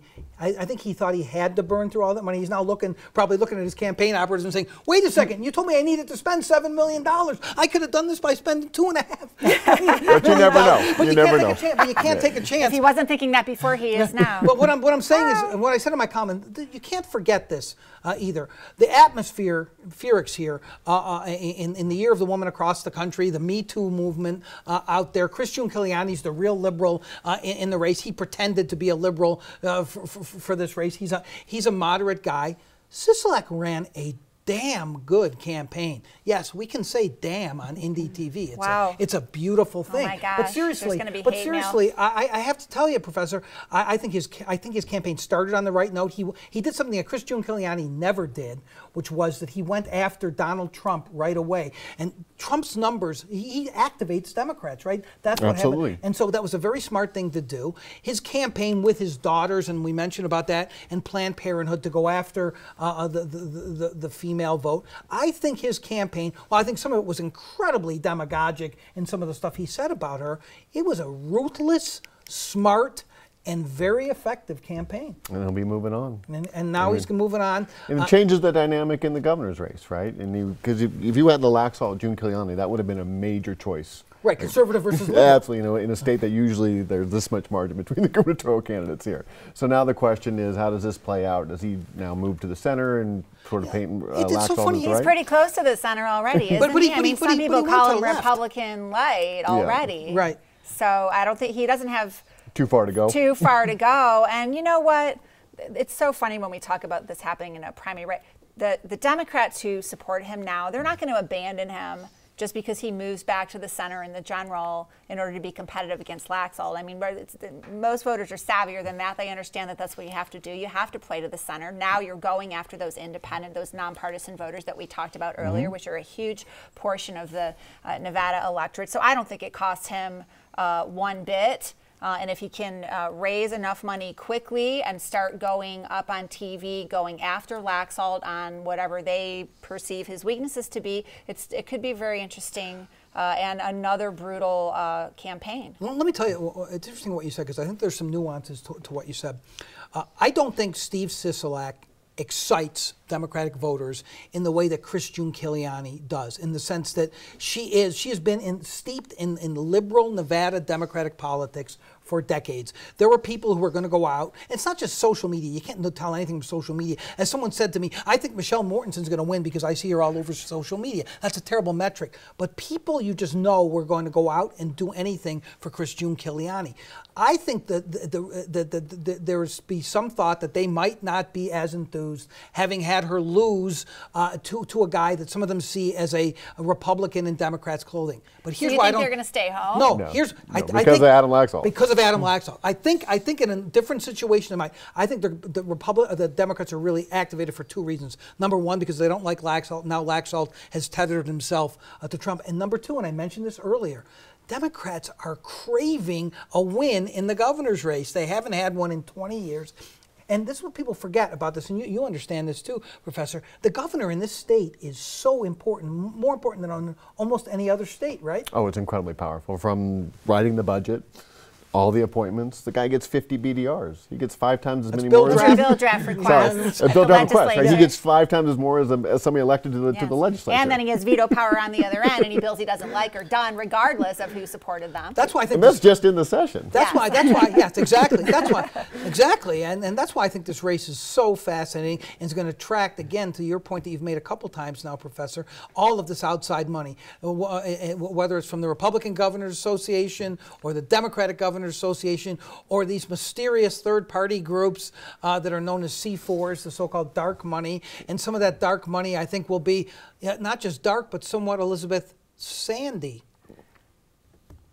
Are you dropping me a hint? No one gets my jokes. No one gets my jokes. Sands Sand- Corporation, Adelson. Sheldon Adelson, Deep Pockets. Yeah, sandy dark money. I like it. And then, of course, we also know Copyright. Nevada also now has a tendency we're to gonna split just their forget he tickets said still it. more than most other states, right? We see that in election after election. Which brings up another point, and we should talk about this since the professor's here now, and we should probably let the professor go Then after we this. will, then we will, we but promise. I want to talk about it because this is really interesting. Elizabeth wife mentioned is part of it. texting me. Yeah, Elizabeth mentioned this earlier. 21% or so now that number is very close to correct of what are nonpartisan voters, but the number is bigger. It's going to be close to 30% of the electorate by November is not registered with either major party. So nonpartisans plus the Independent American Party and all the rest of them. Close to 30%. That's never happened in this state. They are going to determine the election. You're going to have the Democratic and Republican partisans and most of the moderates in those parties going, riding for the brand. How those independents split is going to be the big deal, right? And you have the Bundy in the race, too. That's right. We should not forget that we have Cliven We Bundy's forgot to son. mention Cliven Bundy. And I think that's a wild card. No, I don't think he sucks off votes. How many is the question? And That hurts Laxalt. But Absolutely. A little. But a little could make a difference. Yeah, I mean, is it a mosquito bite or is it a knife that draws blood? I don't think. I think it's somewhere in between. But if the race is close, who knows, right? Absolutely, absolutely. Now your point is well taken. That's not just happening in Nevada. Across the West, you're seeing these nonpartisan numbers shoot up as people are either fed up with the parties or they're moving into these states and really don't know the history, and that's the easiest choice to make. All right, Professor, thank you for coming on thank you for having me. We appreciate the it so initial much, David. Indy Good to TV. see you. You're going to be doing polling with the Latino Decisions? We are. All right, and you'll be giving the results You'll be first giving all to the us? results to the Indy. We'll see about that. See, well, no commitment. Wow. Professor, thanks for coming, man. I really appreciate it. Take care. It's nice to see you. All right. We have any new results? What are we talking about next? We want to let you know that we've called the governor's race. We've called most of the major races that were sitting out there, right? The really interesting thing to watch out there now for me, Elizabeth, is that brothel kingpin could be going to the legislature, Dennis Hoff, with a small lead over James Oscarson, the incumbent. And the other race we're watching is the Story County Sheriff, Sheriff Antonoro. We have no numbers on that, so we have no idea. I'm told by that's Natalie that Dion Contine in AD 24 is rallying back, but if there's an election day turnout in Washoe County, let's call up the Washoe County website and see what's going on there. It's clear that there's some new numbers. CD3, Danny Tarkanian is going to win. We can call that race. We can do that based on the early and mail voting. But let's call up the Washoe County website when we can, folks. We have some new numbers for you. That's why you tuned in. You wanted to see numbers, not hear me talk as much. And Or both. We have Carson City numbers in too. Let's take a look at those after Washoe. Kekeffer has Carson City numbers, but he's already won that race because of the Washoe County numbers. Natalie tells me Riley Snyder says that Kekeffer is winning in Carson City as well, so he's got that race locked up. But it looked pretty strong for him. Let's take a look. Let's take a look at the Washoe County. We'll go through all of the numbers in Washoe County. Let's start at the top on Washoe and go we'll, through them because scroll that right would have down. changed some of those statewide numbers as well. Let's take a look at the new Washoe numbers. We're going to get those in a second for you, Elizabeth. You mentioned. Go ahead. What's the biggest surprise to you tonight, other than you didn't expect Sisolak to I expect Sisolak to by so win, much? but he's winning by 3 times as much as I thought he would. Maybe it'll end up being twice as much based on the time. I get that we're having a little bit of problem getting the Washoe County website up, but we'll get that for you in a second. There we There go. it is. There it is. Thank you very much. And there's at the top the Jackie Rosen win. We knew that was coming. That's no surprise. Nor is Dean Heller's huge margin there. Again, very impressive showing for Dean Heller. No worries about problems with the base at all for Dean Heller. He's got to be very, very happy with that showing, even though it was against a bunch of nobodies. Here we go, CD2. So this is a really interesting race. A bunch of Democrats.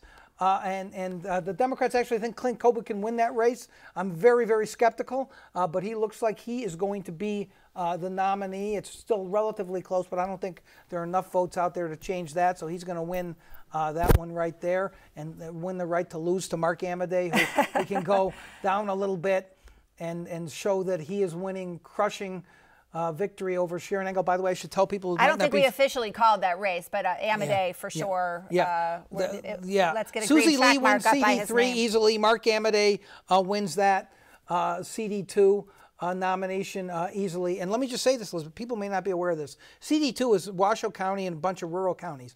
No Democrat in the decades-long time that has existed has ever come closer than 5 points. No Democrat has ever won that. Let's go take a look at the governor's race that's been updated now.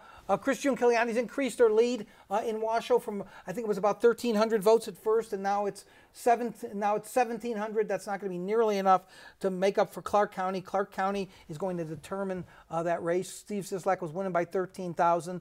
Again, unless she had a miraculous election day, there's no chance that she can win that race, and Steve Sisolak may win by double digits. Let's keep going and take a look there. Adam Laxalt with the crushing victory. He's got to feel very, very good about that too. Dan Schwartz is not going to win.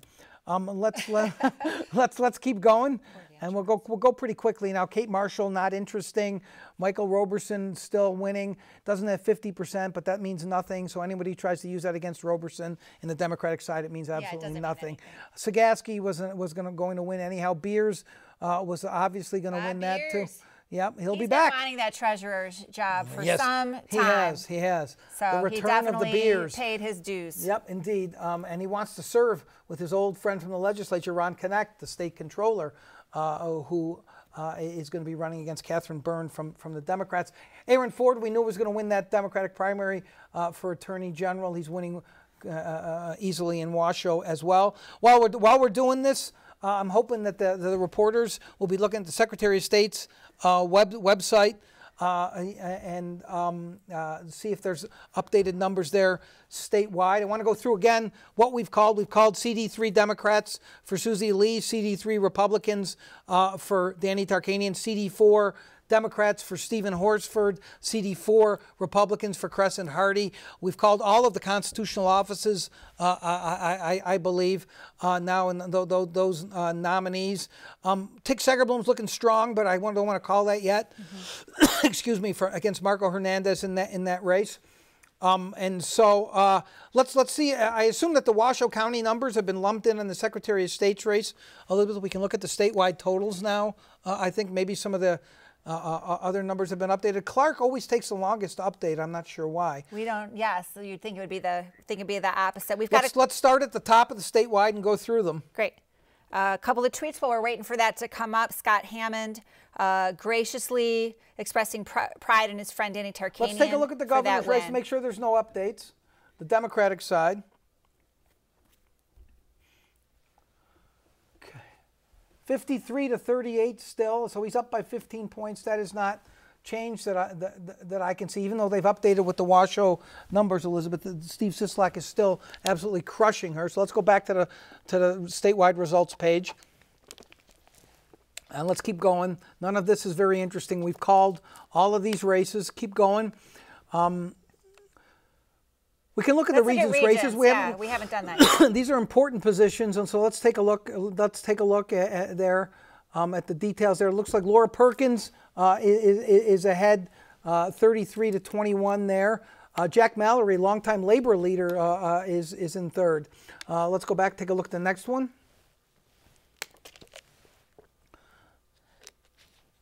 And this unopposed. Is unopposed. Yeah, that race is not interesting. And Carol DiCarlo is also yes. There we go. There's another race. Carvalho and Coates. Yeah, and she's ahead by 11 points. Very strong showing for her. Let's go back. Keep going down there.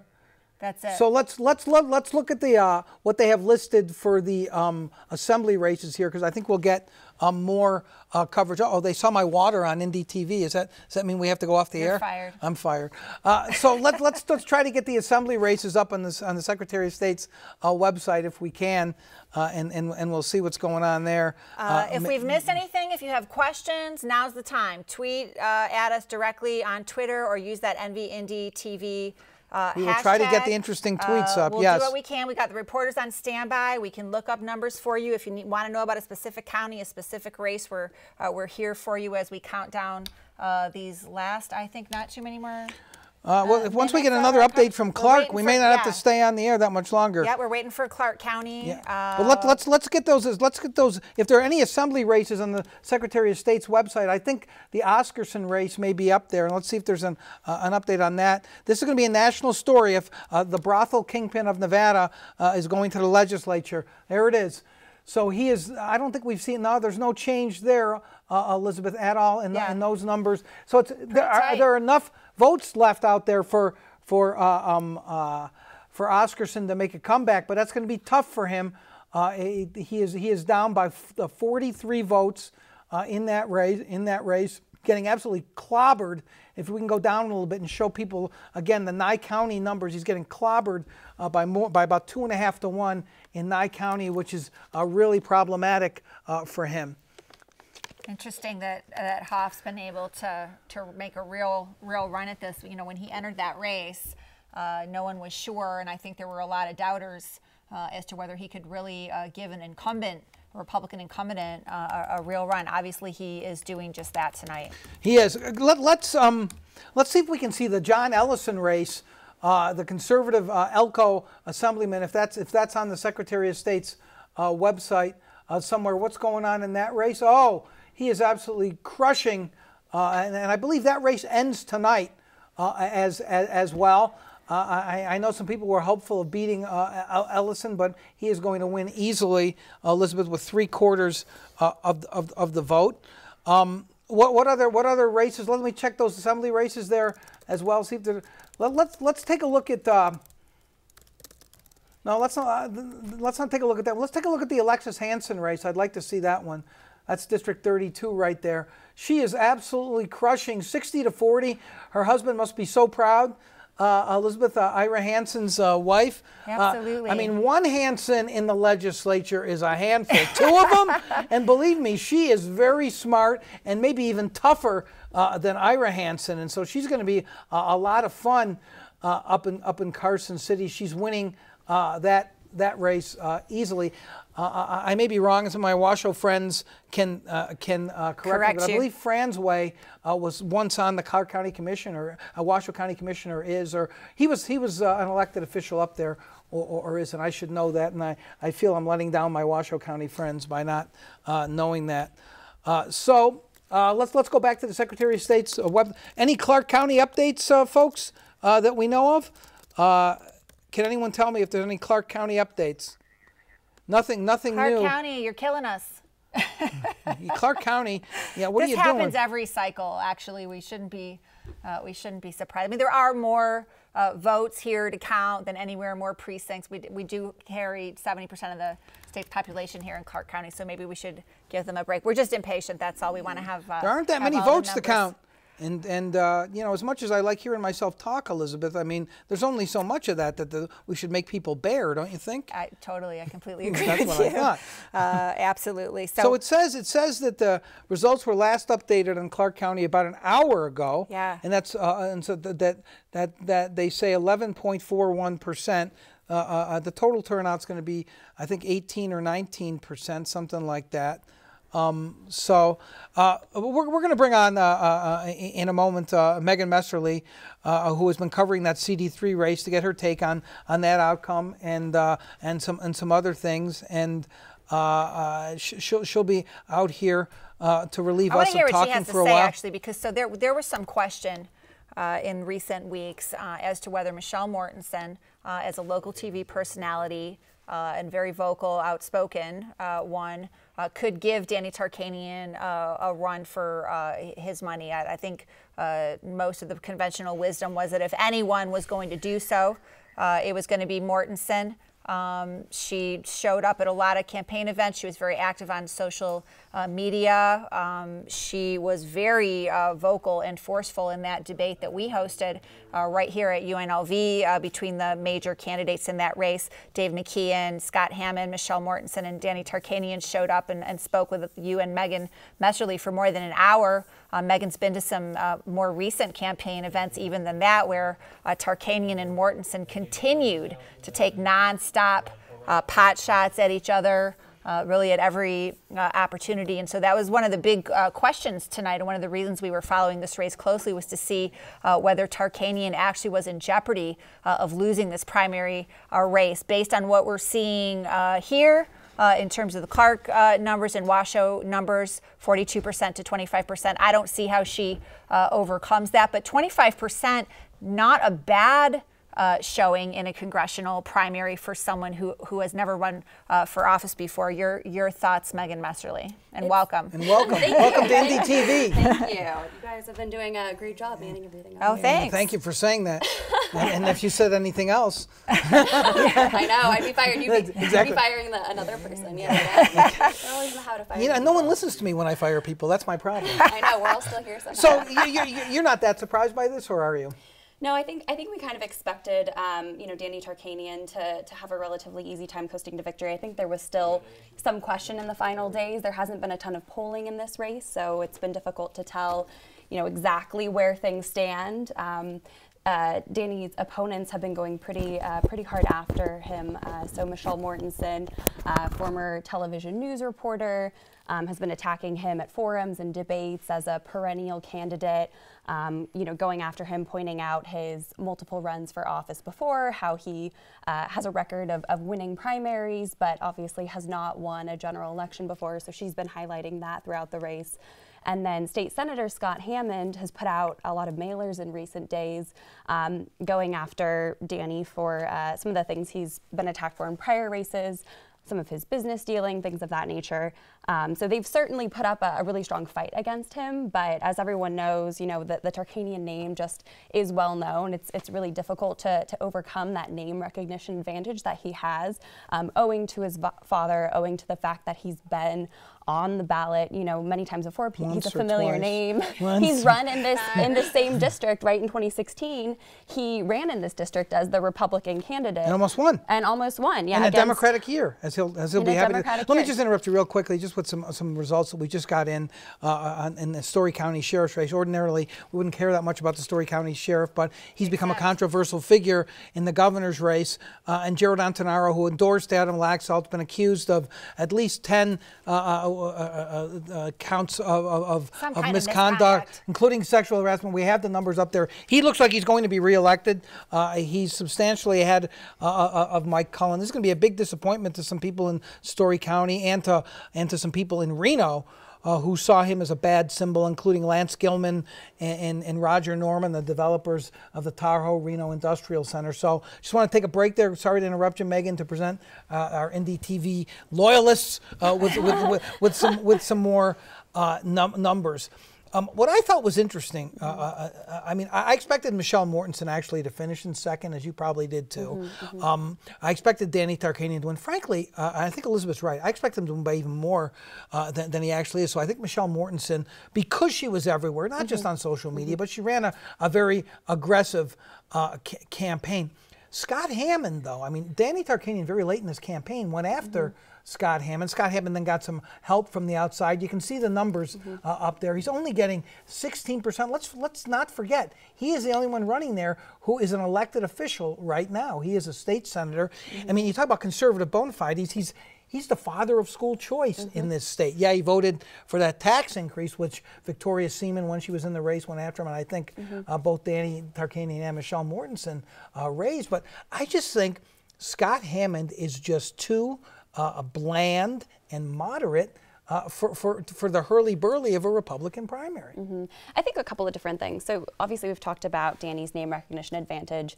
Also with Michelle, you can't discount the fact that she was on TV. People know her. She was a known face, at least if not a name. So when people, saw her flyers, they might have said, oh, I used to watch you actually. I used to watch your consumer reporting. So I think she did have that advantage as well. But talking about Senator Hammond, you bring up a good point. He is the father of ESAs. I think he touted that at every candidate forum he was at. It was on his mailers. He touted that he supported President Donald Trump's America First policies. But at the end of the day, if you're watching them interact at a debate, Senator Hammond's always the one sort of in the middle, trying to calm things down, and it was sort of Danny and Michelle going back and forth. So I think in some ways that kind of shaped the dynamic of that whole race. And I want to say something more about Scott Hammond, who John and I have been covering the legislature for many sessions. He's been up there for a while. He likes to talk about policy.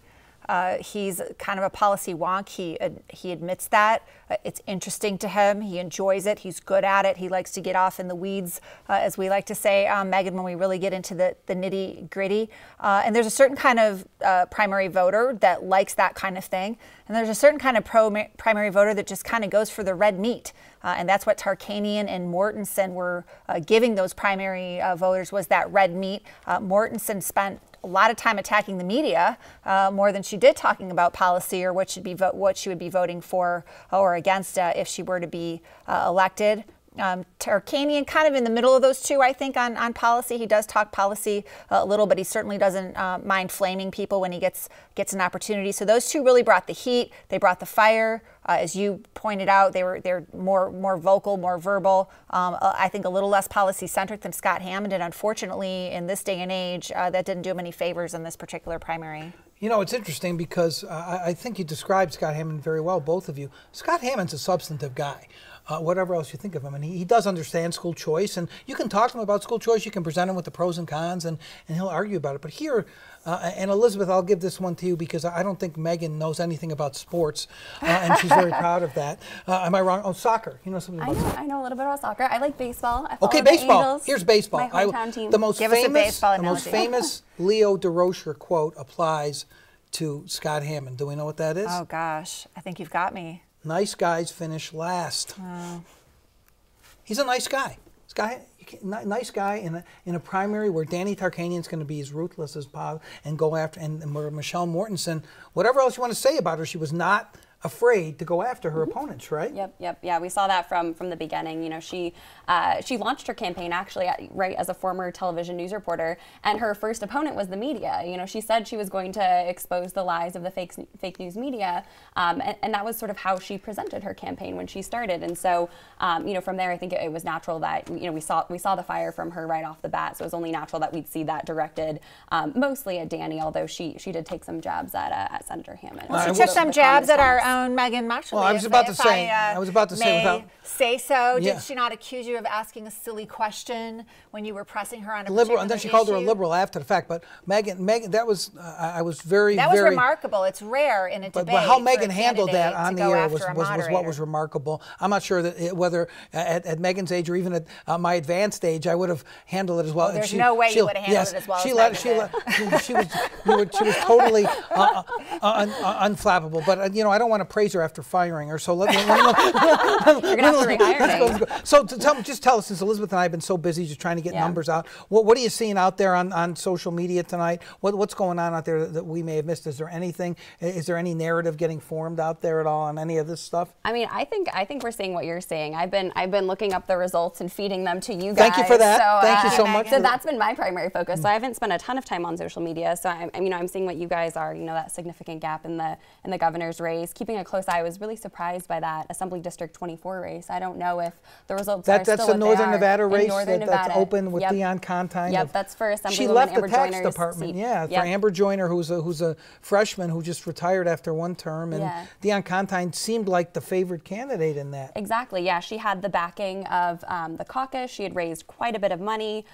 Even the Big Pharma, has been running ads in support of her and setting up mailers on support of her. So she's not for for lack of support. So I honestly expected her to do a little bit better. Of course, the numbers are still coming in, so maybe we'll see something change there. But you know, the last time I looked, I think she was in 3rd place. Yeah, she was. You know, And as I said, unlike a lot of people running, she didn't get to keep her former job, right? So Exactly. she's left her the position. internal and dynamics now, of these didn't races, win. though, you know, unless you're right there and you're really there a lot, you understand. That's why I trusted this person. I told you guys from Northern Nevada, an insider up there said, "Listen, you guys are wrong. Dion Contant has no chance." And there's the race. He has no chance. She's probably going to finish in 3rd. Yeah. And you know, it's close for 2nd there, but. It's not even close. Yeah, and Sarah Peters had a lot of labor support. We saw the AFL-CIO jumped in for her, and then Tom Stewart had support from former legislator Sheila Leslie, Frankie Sue Del Papa. So he had the support of a lot of you know, elected leaders, well-known names in the Northern I don't want Nevada to put you on the political spot, community. Megan, and if you don't know, just tell me. Okay. Do we know much about Sarah Peters at all, besides her labor support? She's an environmental engineer, and she's a lot of labor support. I don't really know. I mean, I haven't had a chance to sit down with her and sort of go through her life history, but she certainly, from the labor community has attracted a decent amount of support and has been running a really strong campaign up there. So. Elizabeth, you got some more numbers in, I see? Riley Snyder just helpfully tweeted that with a few more rural precincts reporting, Sisolak is still up by about 11,000 votes. It's a 51-38 margin then. So again, when we talked earlier in the show about how there would have to be a miraculous way for Christie in the rurals in order for her to catch up, we're just not seeing that. That's not happening. So there's those numbers you were talking about. He's now up 13, is that right? Are my eyes deceiving me? Is it 51-38? Is that what that says, Megan? 51, yeah, Okay. 51-38 is the margin. And he's ahead by about 11,000 votes statewide. Yep. The Clark numbers, again, we have not had an update in more than an hour. Joe Gloria, registrar. I'm sure he's watching NDTV because he's nothing better else to to do. Yeah, he's sitting around. All right. Well, Megan, thanks for coming out. Go back and feed us some more numbers, and maybe we'll get out of here at a reasonable hour. I think we will. I'm feeling optimistic. Meaning still on June 12th as opposed to June 13th. Fingers crossed. Thanks, Megan. Thanks, Megan. We appreciate it. Wow, what a night. Interesting. So let's put up the Secretary of State's website again when we get a second. We'll see if there's any updates to any of the races from rural Nevada, perhaps. Looks like we've got. I just want to mention. So I like to kind of watch, like, you know, where are we at with the precinct counting? Benjamin Margeau just tweeted that we've got about 38,000 out of 69,000 votes have been tallied in Washoe County. So we're past the 50% mark, but still plenty more to be counted in Washoe for the races that are close in Washoe. Some of them still a little bit too close to call up there. And we have not had an update from Clark County since 7:45, so it's coming up on an hour and a half. I'm not sure what the holdup there is, but there were, they added all those vote centers, so maybe it's taken a while. I forget the number. It's like 192 or something like that, Elizabeth. So maybe it's just taking a lot longer for them to compile all those votes or to bring them back. But again, it's actually interesting that most of the major races we already have called. I do think that that Dennis Hoff, James Oscarson race is headed in the wrong direction for a lot of the Republican establishment, which is absolutely petrified of one of their standard bearers Can you imagine now being a brothel legislature kingpin with Dennis Hoff in the halls every day? Oh my goodness, that is going to be something else. Still no change in those numbers. We'll show them to you once again. James Oscarson winning in the Clark part of that district, the Clark County part, by 65 votes. But losing by more than 100 in Nye County. That's very, very problematic. And you have a third candidate there who apparently is getting, my guess is the beneficiary, Elizabeth, of people in that district just disgusted with both sides of that campaign. And that was one of the things that was bound to happen. Yeah, there was a lot of attack dog politics there. Some pretty amazing billboards went up fairly early, as I recall.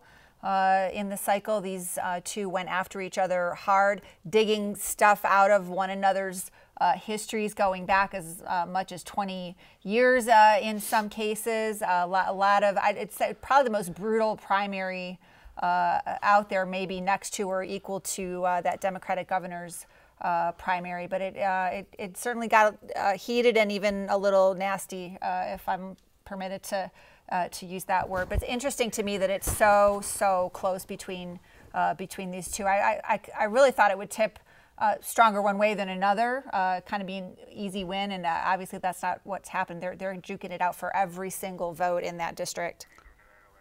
Yeah, let's put up the tweet that we just found from the Secretary of State's office. 100% of the precincts have reported in Carson, Churchill, Eureka, Lander, Mineral, and Story.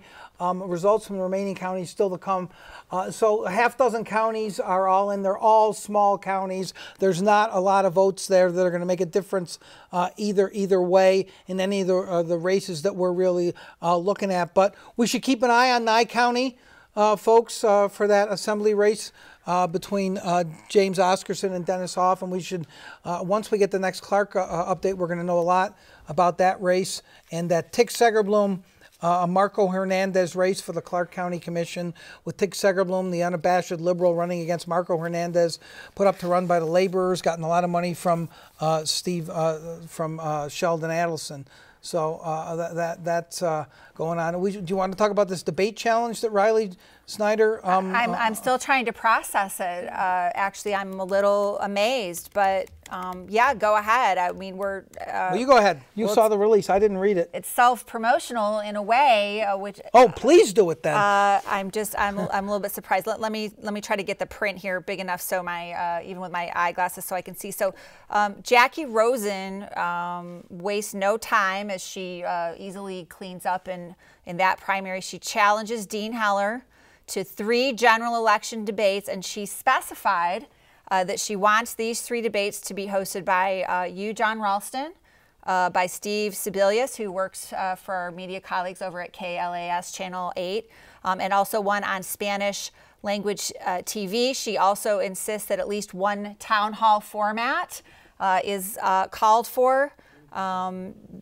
Basically just lobbying, we'll just call it a polite invitation So let's talk about what's really going on here, though. Yeah, what's this all about? Well, here's what's really going on here. So, Jackie, this is what's known as the first negotiating position by Jackie Rosen in this. She is naming me and Sebelius and saying that we're both experienced at this kind of thing, which we both are. But Steve is known as a liberal guy, and I'm known as a guy that has been critical of Heller. So they figure that if they get 1 out of 2 there, and Elizabeth, I got news from you, I don't think we'll be the 1 out of 2. And Spanish language TV is an attempt to take advantage of the Hispanic vote. Heller will probably present a counteroffer, say, I'm fine with 3 debates, but here's who I want to host them. You know, Wayne Allen Root, Victor Jakes, and Elizabeth Thompson of the Nevada Independent. Elizabeth Thompson, who is used to be, as I like to say, in good standing with the vast White Ring conspiracy, but is no longer in good standing. No. You are, we should tell people, you and I are both of the same political party, which is none. We are Yeah. non. We're registered nonpartisans. Yeah. There's the tweet that Elizabeth just read from Riley Snyder, who never misses anything on the internet, and it must have killed him to put my Twitter handle in a tweet, but he did nevertheless. And so, as I said, that's a negotiating move by Rosen to get right out of the box and say, here's 2 guys I know you're not going to like. If I get one of them, they'll be fine, and let's do one on Spanish language TV. I don't think that Dean Heller is going to be able to turn down a Spanish language TV debate. Hispanic vote's going to be huge and very important in any statewide race. So we should see if there's updates anywhere in Washoe County. I understand that there might be an update from Washoe. If there is, let's put that up, folks, for everyone to see, because people are watching. Okay, great. Okay, so let's take a look here. Chris June Kiliani, her lead has barely increased there. Elizabeth, it was 1,300 or 1,400 before. Oh, wait a second. It's about 2,400 now. But that's still not going to be nearly enough to make up for the deficit in Clark County. So unless you had a huge day in Clark County that we don't know about, then there has been a Clark update, though, too, I see, Elizabeth. Let me check those out while we're looking at the.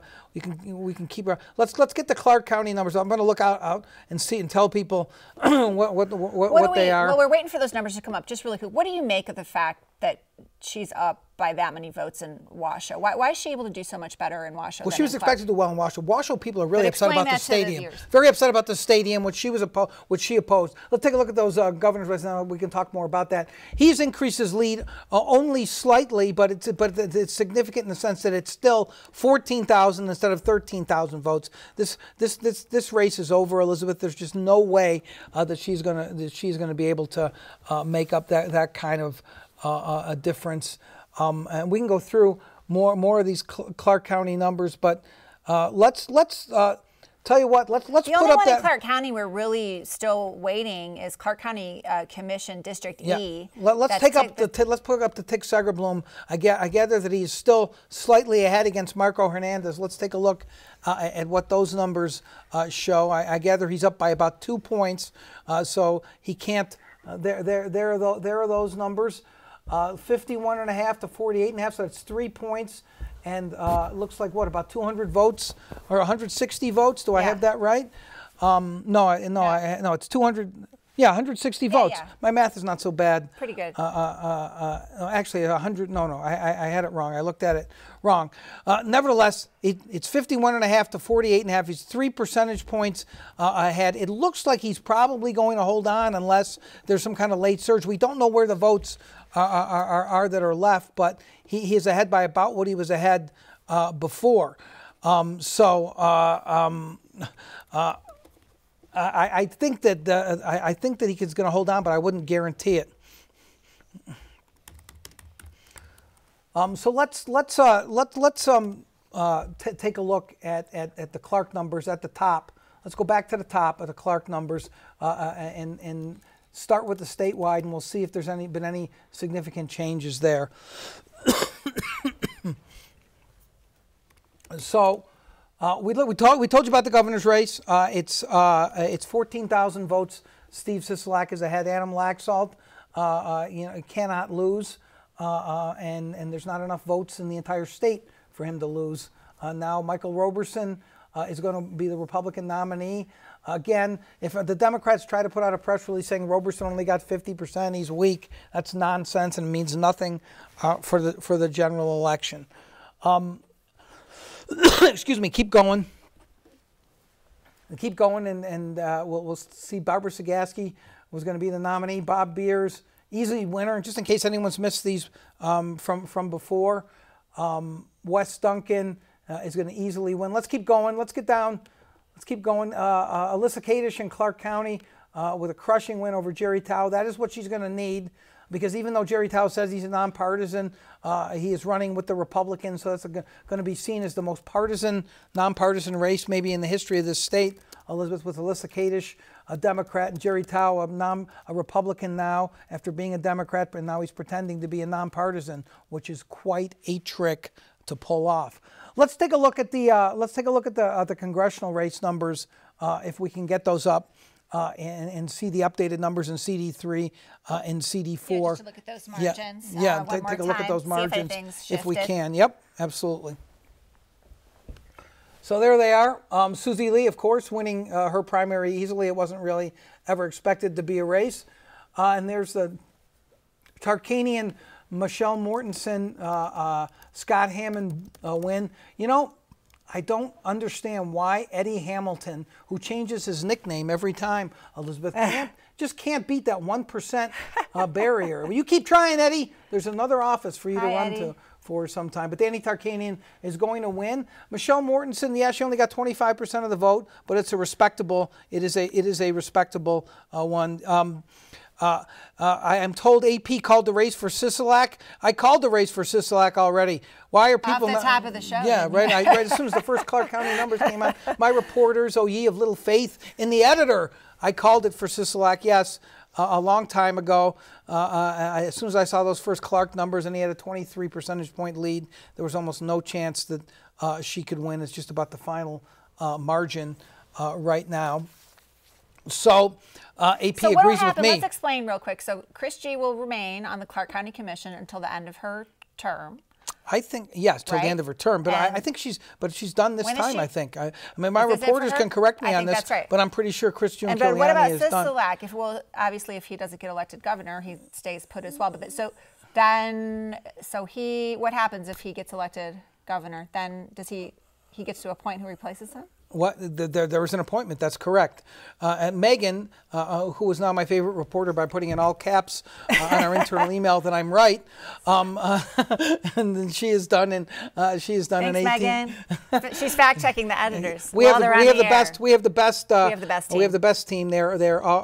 We say the words and they do the research and they make us look good every. That's kind of emblematic of the Indy, right? They make us look good every day. Well, they do. They correct us almost at least once every day as well. That's true. And they actually think they run the love place, them. and they think that for a good reason, actually. Absolutely. So let's look at the CD4 numbers if we could. I think you might have to go to the Secretary of State, so we can see that. Those are CD4 in Clark County. This is a 6 or 7 county district, though. 63% for Horsford. Let's try to get the Secretary of State numbers. Those will have the rural numbers as well. But I got to tell you, Elizabeth, there have been, so far, very few surprises. Let's take a look. Horsford's numbers are holding across the board, which is a very, very impressive win for him. I've got to be very disappointing for Pat Spearman, who's losing 4-1 to him. Amy Villela, who got a lot of attention on social media with her campaign, and actually was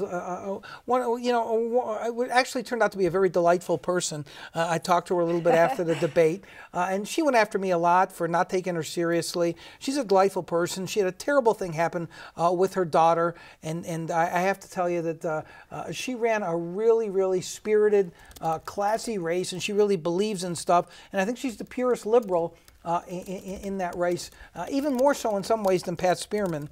Although it's pretty close, and so it just goes to show. I want to say something. So there's a lot made these days of social media, being on social media, Twitter and Facebook and Instagram and all the rest of it, and that's all well and good, and that's important, and that's a great way to try to reach out to people in a way that doesn't cost a lot of money. But generally, in and of itself, it's not enough to just be active on social media, and it's not enough just to have an email list that you actively email daily, which she did. I mean, I actually enjoyed getting her missives twice a day to see, what her issue of the day was.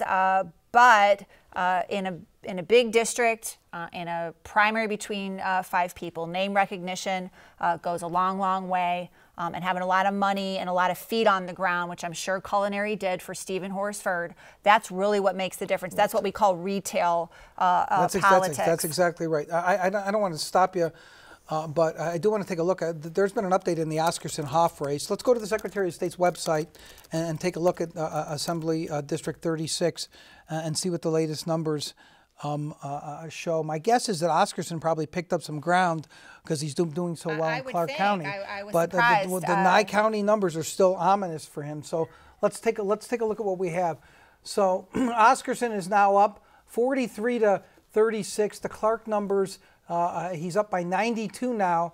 Close. And the Lincoln County numbers, he's crushing Hoff in Lincoln County. And Nye, those numbers in Nye have not changed, though, Elizabeth. The overall margin is less than 100 votes. It's 91 votes. Depends how many votes are left in Nye. I don't know the answer to that. We should keep looking for the update in Nye. So he's up 42-36, 6 points, but that translates into 91 votes. And it's all about Nye County now. Because it looks like Oscarson's going to keep doing well in Clark County, and there's at least a couple more Clark County updates coming. And so that race has got to be, everyone's got to be biting their nails in that one. We appreciate all the help that we're getting from the team here at the UNLV TV. Yes. and our own crew that are working with them in the control room. The folks here out on the floor and then running the cameras have been great.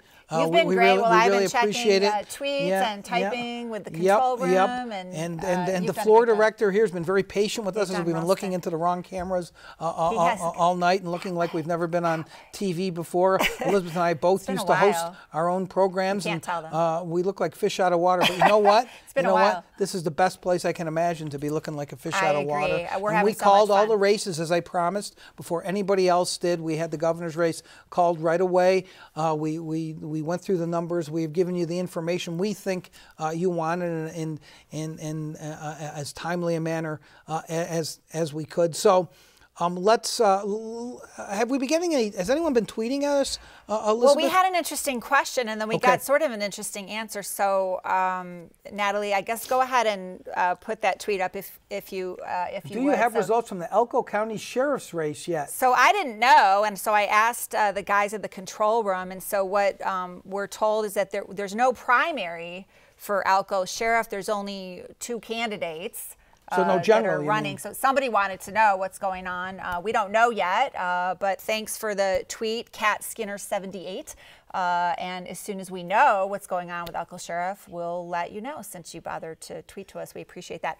You guys have questions? I don't know how much longer we're going to be on the air, but if you have questions, now is the time to tweet them. Hashtag NVIndyTV. I'll be watching those. We will try to stay on the air at least to give you the final numbers in that Oscarson Hoff race, because that could become a national story if Dennis Hoff were to win. But maybe, I never thought about that. Maybe we ought to. Oh my gosh, national press at the legislature because Dennis Hoff. Yeah. Yeah, and only in Nevada. And imagine the gatherings, the rallies when Donald Trump comes, and when there are big rallies with Adam Laxalt and Dean Heller and Dennis Hoff. The party of family values. Amazing photo. That'll really be something. The Democrats are praying that Hoff pulls it up. Maybe here's something I think maybe we should do, Elizabeth, and this is not just purely let's just pass the time by doing this. Maybe we ought to bring James up here to talk a little bit about UNLV TV and what he's done to help us, because James helped us with the debate too. What do you think about James? Do you want to get mic'd and I think James come on up here? I think James wants to be up here more than anything in the history of his short life. Towards the mic. No, we really should. The team here has been outstanding, but James actually has done everything for us, from print out the rundown tonight, help us edit video, ran us through story packages to get us ready for tonight, talked us through the rundown, asked us some great questions that got us thinking about the order of the show and how things were going to go. He's an aspiring journalist himself, I think. We'll ask you when you get up here. I think he's a senior, going to be a senior. Nod if you're going to be a senior. So he's been great. We'll bring him up. I always love to get student perspectives and millennial perspectives on these type of conversations. And so without further ado, James Schaefer. Yes, I've appeared from the night, from the darkness behind the studio. Welcome to the set. What do you think of our first foray here, James? I have to say, for an inaugural episode of Indy TV, this has been quite something. Don't you think? And I have grown up watching you, and of course... Grown up watching me. But this is like the worst moment of the entire night for me. So great. No, you could have fooled me. But I want to say that this has been absolutely terrific. And watching you guys talk has definitely, I think, given us perspective as students. I'm no longer a student. I've since left the program, but you've graduated. I've graduated. I escaped. Okay. But this has been. But you're still working here. I was asked to come back, and when I heard you guys were coming on, I had to be a part of this. I had to. But before we go on with James, we have to put up this press release that just came out. Okay. And that Natalie, you can get Laxalt campaign thrilled that Sisolak escaped brutal Democrat primary. They love putting Democrat. That's a Republican trick instead of saying Democratic. Democratic, right. Tonight, the Laxalt campaign celebrated not just in the Republican, also on the Democratic side. Blah, blah, blah. This is Kristen Davidson, who's the Laxalt for Nevada. This is amazing. We are thrilled. Voters now get to choose between Adam Laxalt, a leader with a record of real results, and corrupt career politician Steve Sisolak, who wants to take his fringe, failed approach to governing and use it to change Nevada permanently. So that little halcyon honeymoon period between the primary and the general lasted. over. It 5 didn't last very long. This is fascinating. I got to say something. This is fascinating. So over the past many cycles, usually what we see happen in a situation where we make it through a primary, it's usually the Democrats that are out first calling the Republicans extreme. It's fear-mongering straight up, and it happens all the time. I find it very interesting that the Laxalt campaign is out so quick. They didn't use the word extreme, but using the word corrupt. Corrupt is pretty. That's worse than calling somebody extreme. They are trying to paint themselves as the mainstream candidate, and Sisolak here as the outlier. That's a fascinating. It is. Thing. It's amazing.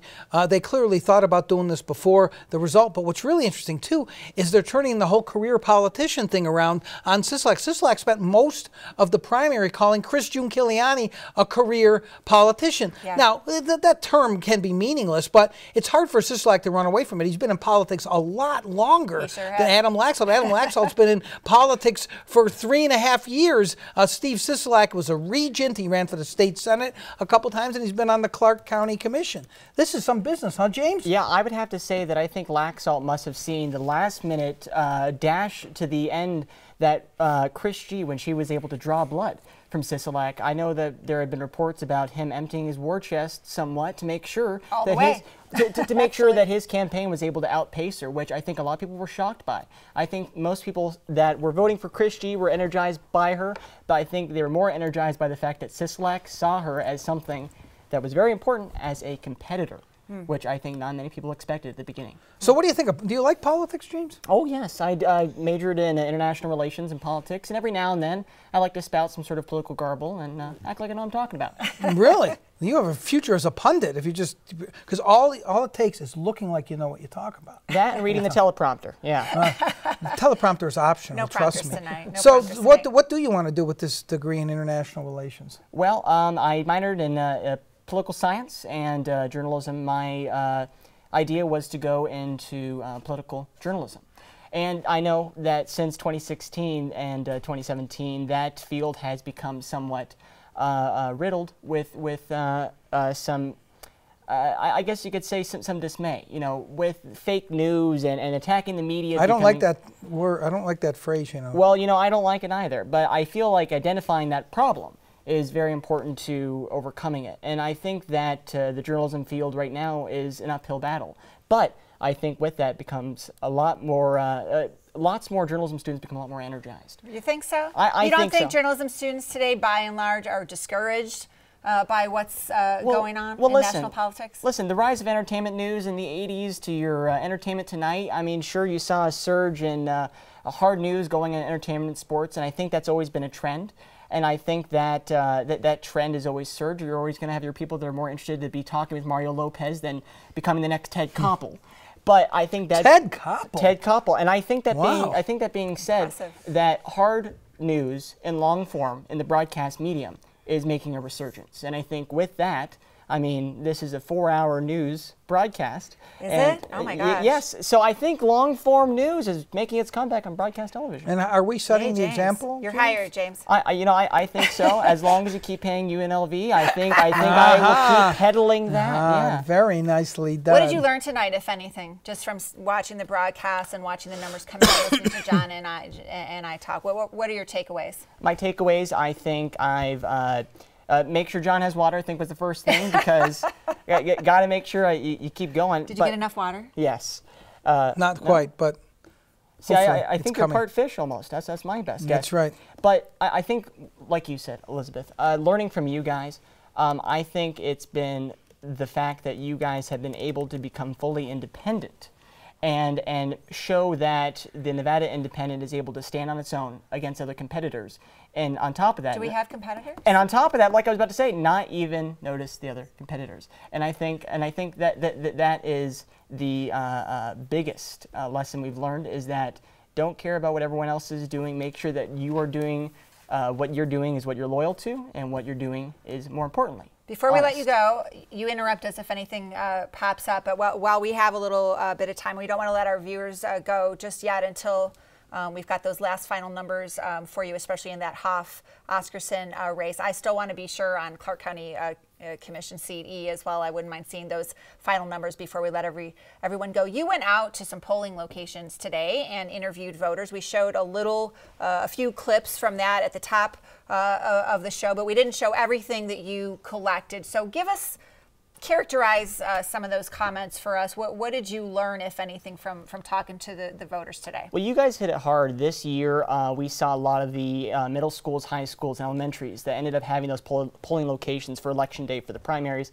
did not do all that well. I was at Mannion Middle School as well with the Heritage Park Senior Center and Galleria Mall in Henderson, Nevada. I would say that the Senior Center really shocked me, but I really shouldn't have been all that shocked by looking at our 65 and over crowd, retirees that are more capable to vote and more often than not more informed than some of those that are of a younger age. That being said, the Galleria Mall, what I saw was a lot of first-time voters, people that had just moved to town, and I was able to talk to some 20-somethings that were coming outside of the Galleria Mall, and I asked them if they had voted.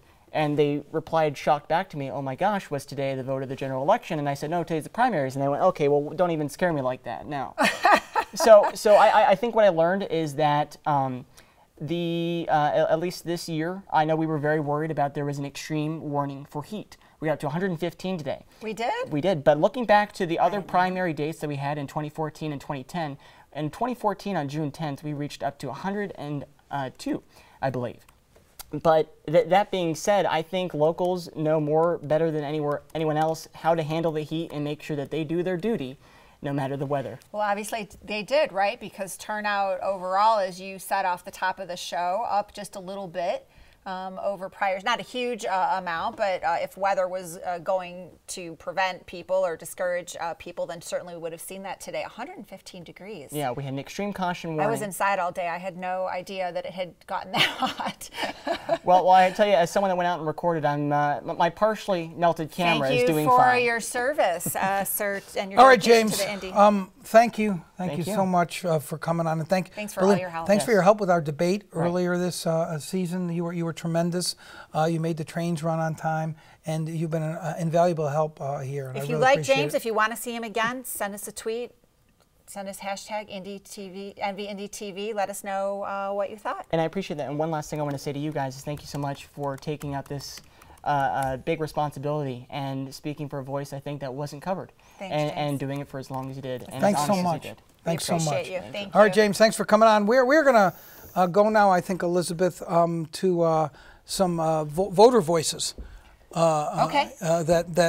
Great. A couple of our great staffers got, including our great intern Sonny and our newest freelancer Alexander. They went out and got some voter voices, and this is who was at the polls today. Let's roll that. Great.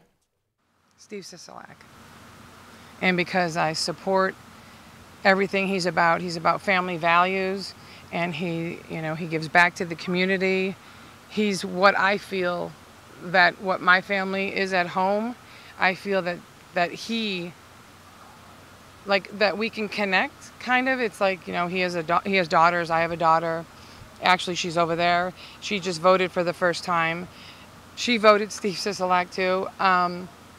It's just all about family values, and it's all about bringing back what's real and what's positive to our youth.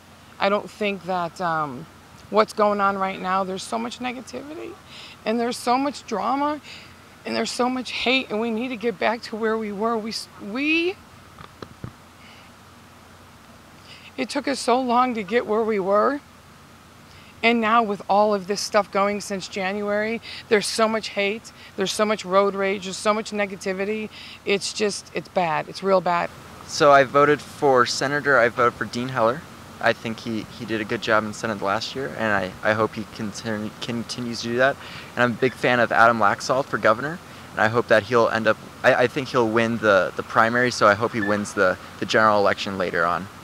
I'd say education's a really important issue, especially in our state that's kind of struggling in education, especially I mean, we're one of the lowest education systems in America, and coming from that education system, just graduating from it, I could really see that should have a change in Nevada, especially.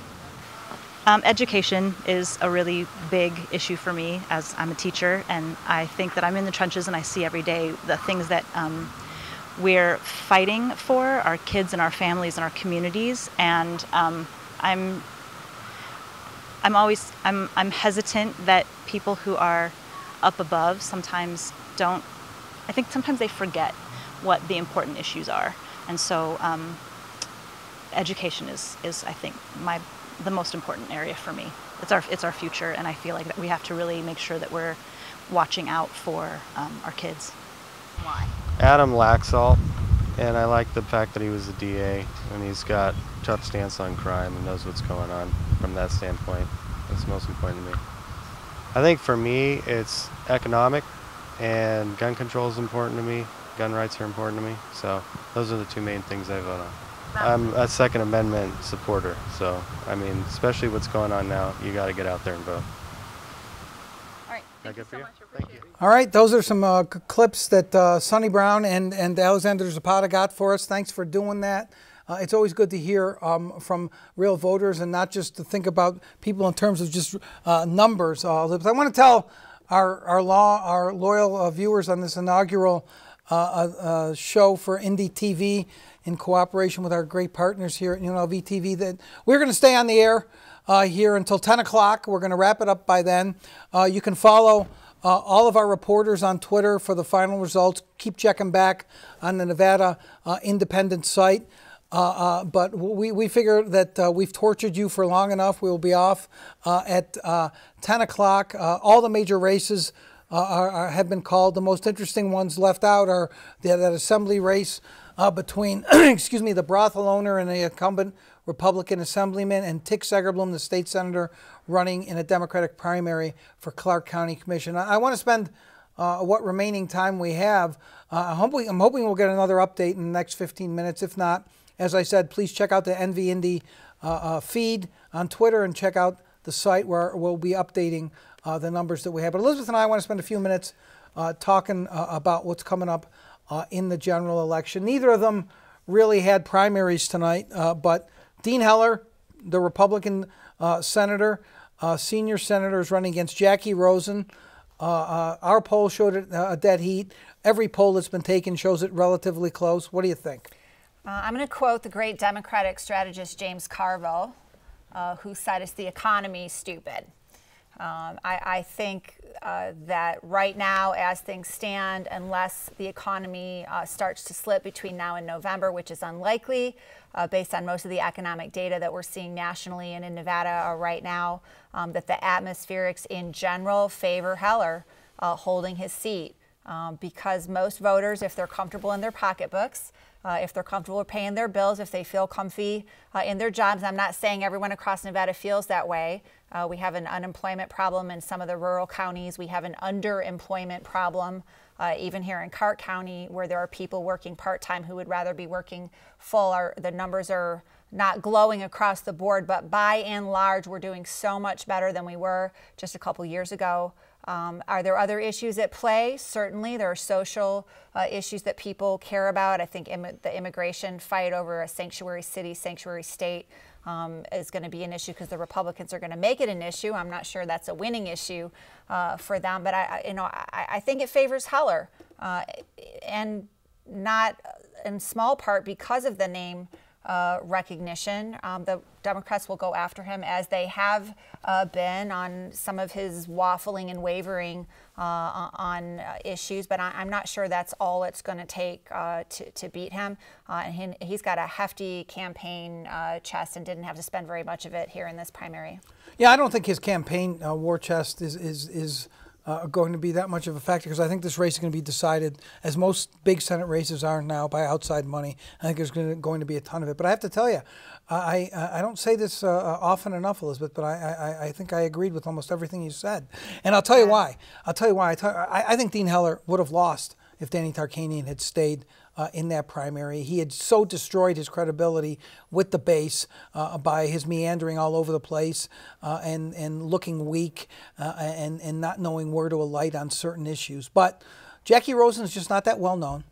And Dean Heller's campaign is known for going scorched earth and doing it in a very skillful way. And I think they're going to do that to Jackie Rosen.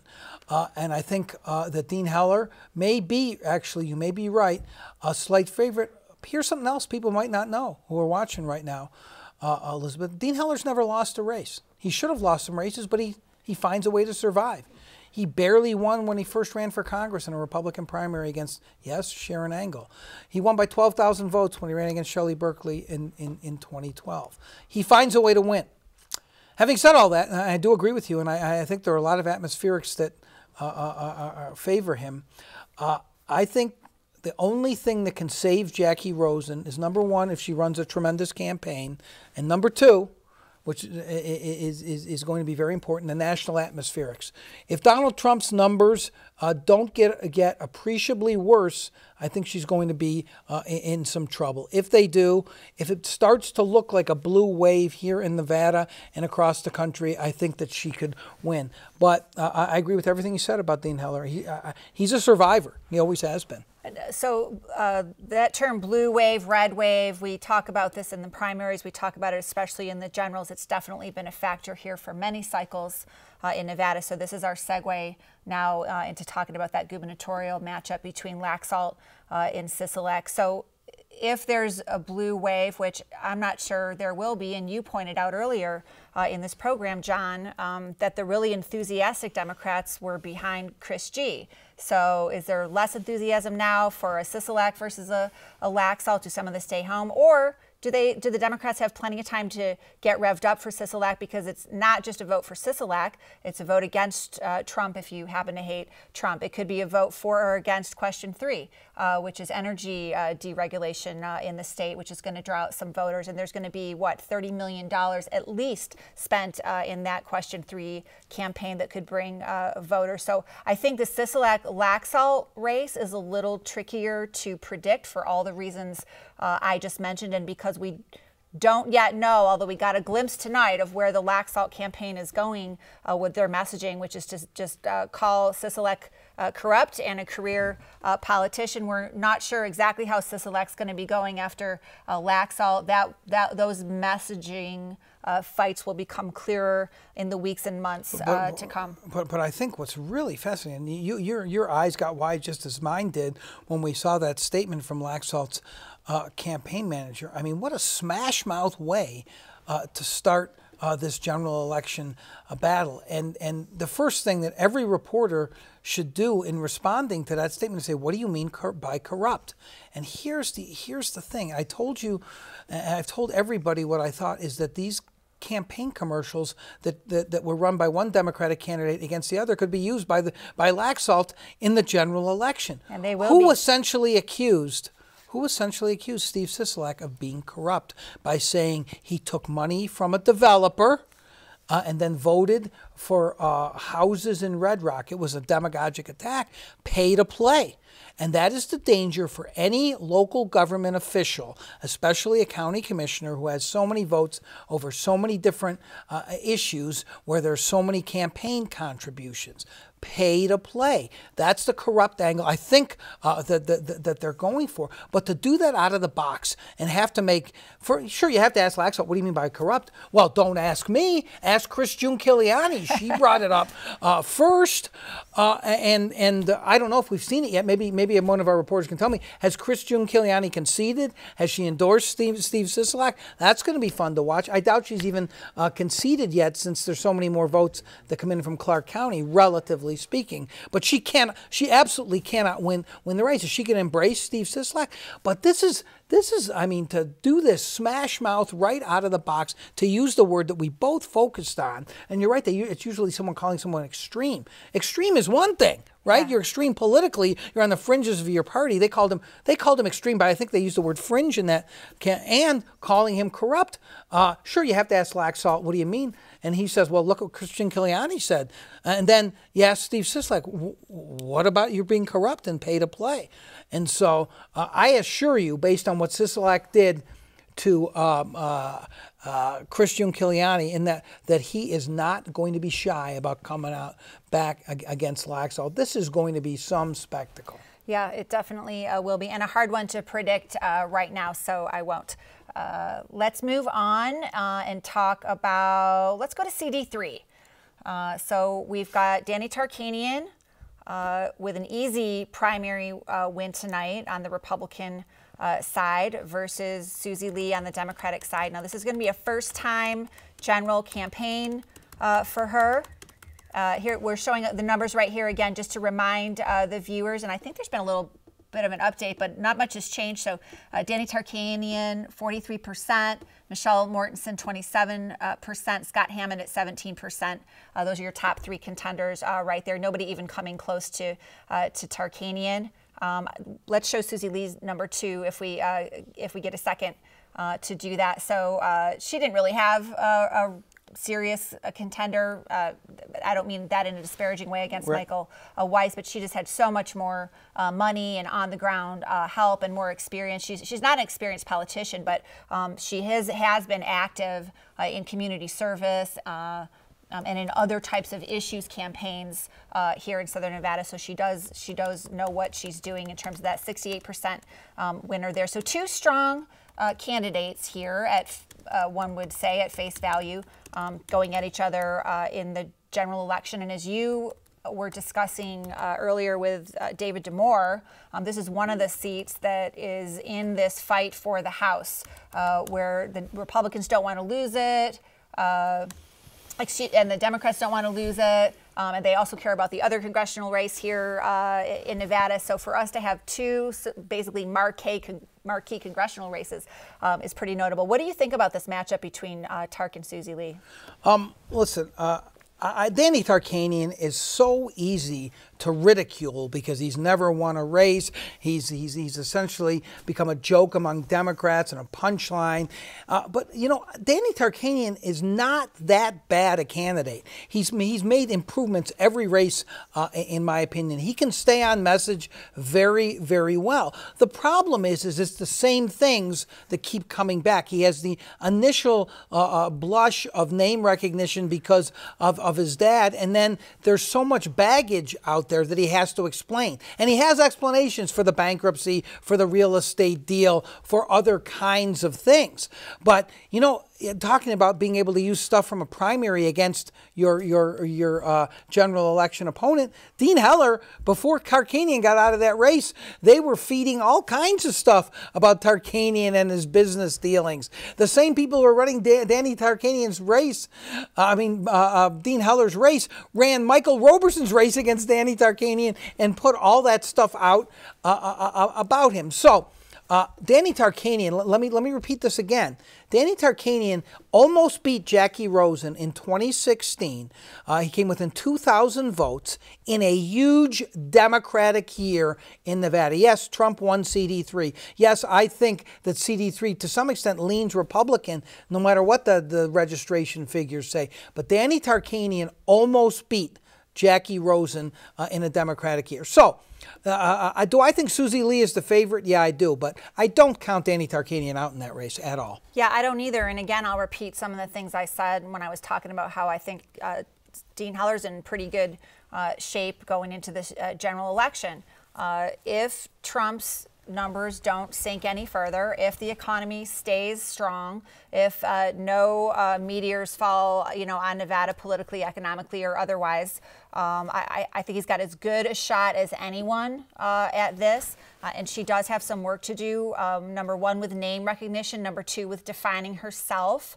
Of course, his campaign will be out of the box as quickly as they can, trying to define her. I don't know what that's going to look like. I think one of the fun things will be that I don't know what the the boundaries and the fault lines in this campaign are going to look like exactly. I'm not sure anyone does. I'm not sure these two campaigns do, because Tarkanian especially had to work so hard just to get where he did, to get across this finish line and make sure that he beat Michelle Mortensen, because I think they might have been a little concerned about her towards the end. So there's a question mark for me next to this as well. And we all know that's a swing district anyway, that's gone back and forth through time since the beginning. We've seen it swing in surprising ways. We've seen people hold it for a short time and other people hold it for a long time. It's pretty, not only is it swingy, it's unpredictable in terms of how long anyone's going to stay in place there. So let's move forward to kind of the last big race that we're going to be. Let me just, before you do that, sure. let me just, because some numbers have come out. And, oh, great. And this is a reporter from the LA Times put this out, and Riley retweeted this, saying that the Nye County vote is all in that race between Dennis Hoff and James Oscarson. And this is Hoff 1372, Oscarson 872. That seems highly unlikely to me. I mean, you know, that if that's the case, then that cannot be right. Out of Nye? That cannot be right. Let's take a look at that. It was 199 to 80 something. Before. So I don't know where he is getting those numbers, and I think it's pretty bad to put that out on there. There's not that many votes in an assembly district. That's completely insane. Those numbers just make those. Look at the numbers in Nye right now. Yeah. After so I don't know where those are coming from. I can't believe those are right. But David Montero, reporter for the LA Times, just put those out. They cannot be. Correct. I don't see how I mean, the total vote numbers haven't even reached that's just that level according to our look here. So I think there might be I'm sure he's a well-intended reporter. There might be a little misunderstanding there on the vote count. Yeah, exactly. I just want to. A lot of people are going to see that. Out there, I just don't think those numbers can be right. Withhold judgment on that race. So we only have a couple minutes left. So whatever you wanted to discuss, we probably shouldn't discuss. We probably should. Horsford Hardy, CD4. It's a rematch. It's a rematch, and I think Stephen Horsford will not make the same mistakes. I think he's a slight favorite in the race, but Crescent Hardy is a tough guy to campaign against, and I think he's going to make that a race. But since we only have a minute left, I really just want to thank everybody. But first, let me start with the person I want to thank the most, and that's Elizabeth, who is, I like to say, the heart and soul of the Independent. And she and I have wanted to do a show like this together for so long. It has been so much fun riffing with you and talking to our team and just having a great time. But we hope that you really enjoyed this initial inaugural edition of Indy TV. It's the first of what we hope will be many. We'll be back for the general election. We hope to do many, many more programs with these great folks here from UNLV TV. Thanks to everybody in the control room, and thanks to you, Elizabeth. Thank you, John. So I'll just say a couple things. Thanks for everyone who followed us and engaged with us on social media tonight. We really appreciate that. Thanks again to the crew here at UNLV TV. Everyone's just been outstanding. Thank you, Jen, in the control room. Your patience has been amazing throughout this process. And I also just want to take a moment to say that, you know, when John and I started this and agreed that we would run it as a nonprofit and that we would run it without ads on the website, that we would not have autoplay videos on the website, that we would not have a paywall, and that we would not require subscriptions, and that all of our content, TV, print, podcast, etc., would be free to every single reader. That's the alarm telling us that it's time to go off the air, the ever efficient. We weren't quite sure how it was going to work out. We had high hopes, and we want to thank each and every one of you who are supporting us financially through your monthly donations. As a sustaining member, we want to thank all of our big corporate donors. We're committed to 100% transparency here at the NV Indy. You can go to our website and look at our donors page and see every single dollar that has been donated to us and who it has come from. And if you enjoyed our broadcast tonight and you are not yet a member, I want to encourage you to support our work. Go to the website. The Support Our Work page is right there. All kinds of ways you can support us, from one-time donations to a monthly supporting membership, different levels, different benefits, including these lovely NV Indy cufflinks. You want to just can we get those on camera? We're going to have Indy swag soon available on the website. Maybe some coffee mugs, maybe some pens, and we're going to put Indy cufflinks up. So get ready to order those, gentlemen. I think everyone's going to need those for fall gala only season. cufflinks. These are These are only cufflinks I wear now, Elizabeth. I ride for the brand. I wear for the brand. And finally, I just want to say, if I can have the final word, Elizabeth, you know I would want it. Of course. Again, it's just been wonderful doing this with you. Please email us, Elizabeth or myself. Our email addresses are on the website. We want to know what you liked, what you didn't like, what you thought we could do better. We want to improve. We are fine with criticism as long as it's constructive. Don't say John was slouching too much or should wear more makeup. That's not what I'm talking about. Anything that could make the production better. So for Elizabeth Thompson, for the whole crew of the Nevada Independent, I love all of them, and I love these folks here at UNLV. Thanks to all of you who have helped us, who are out here in the studio with us and are back in the control room. And thanks to all of you for watching Indy TV. Good night.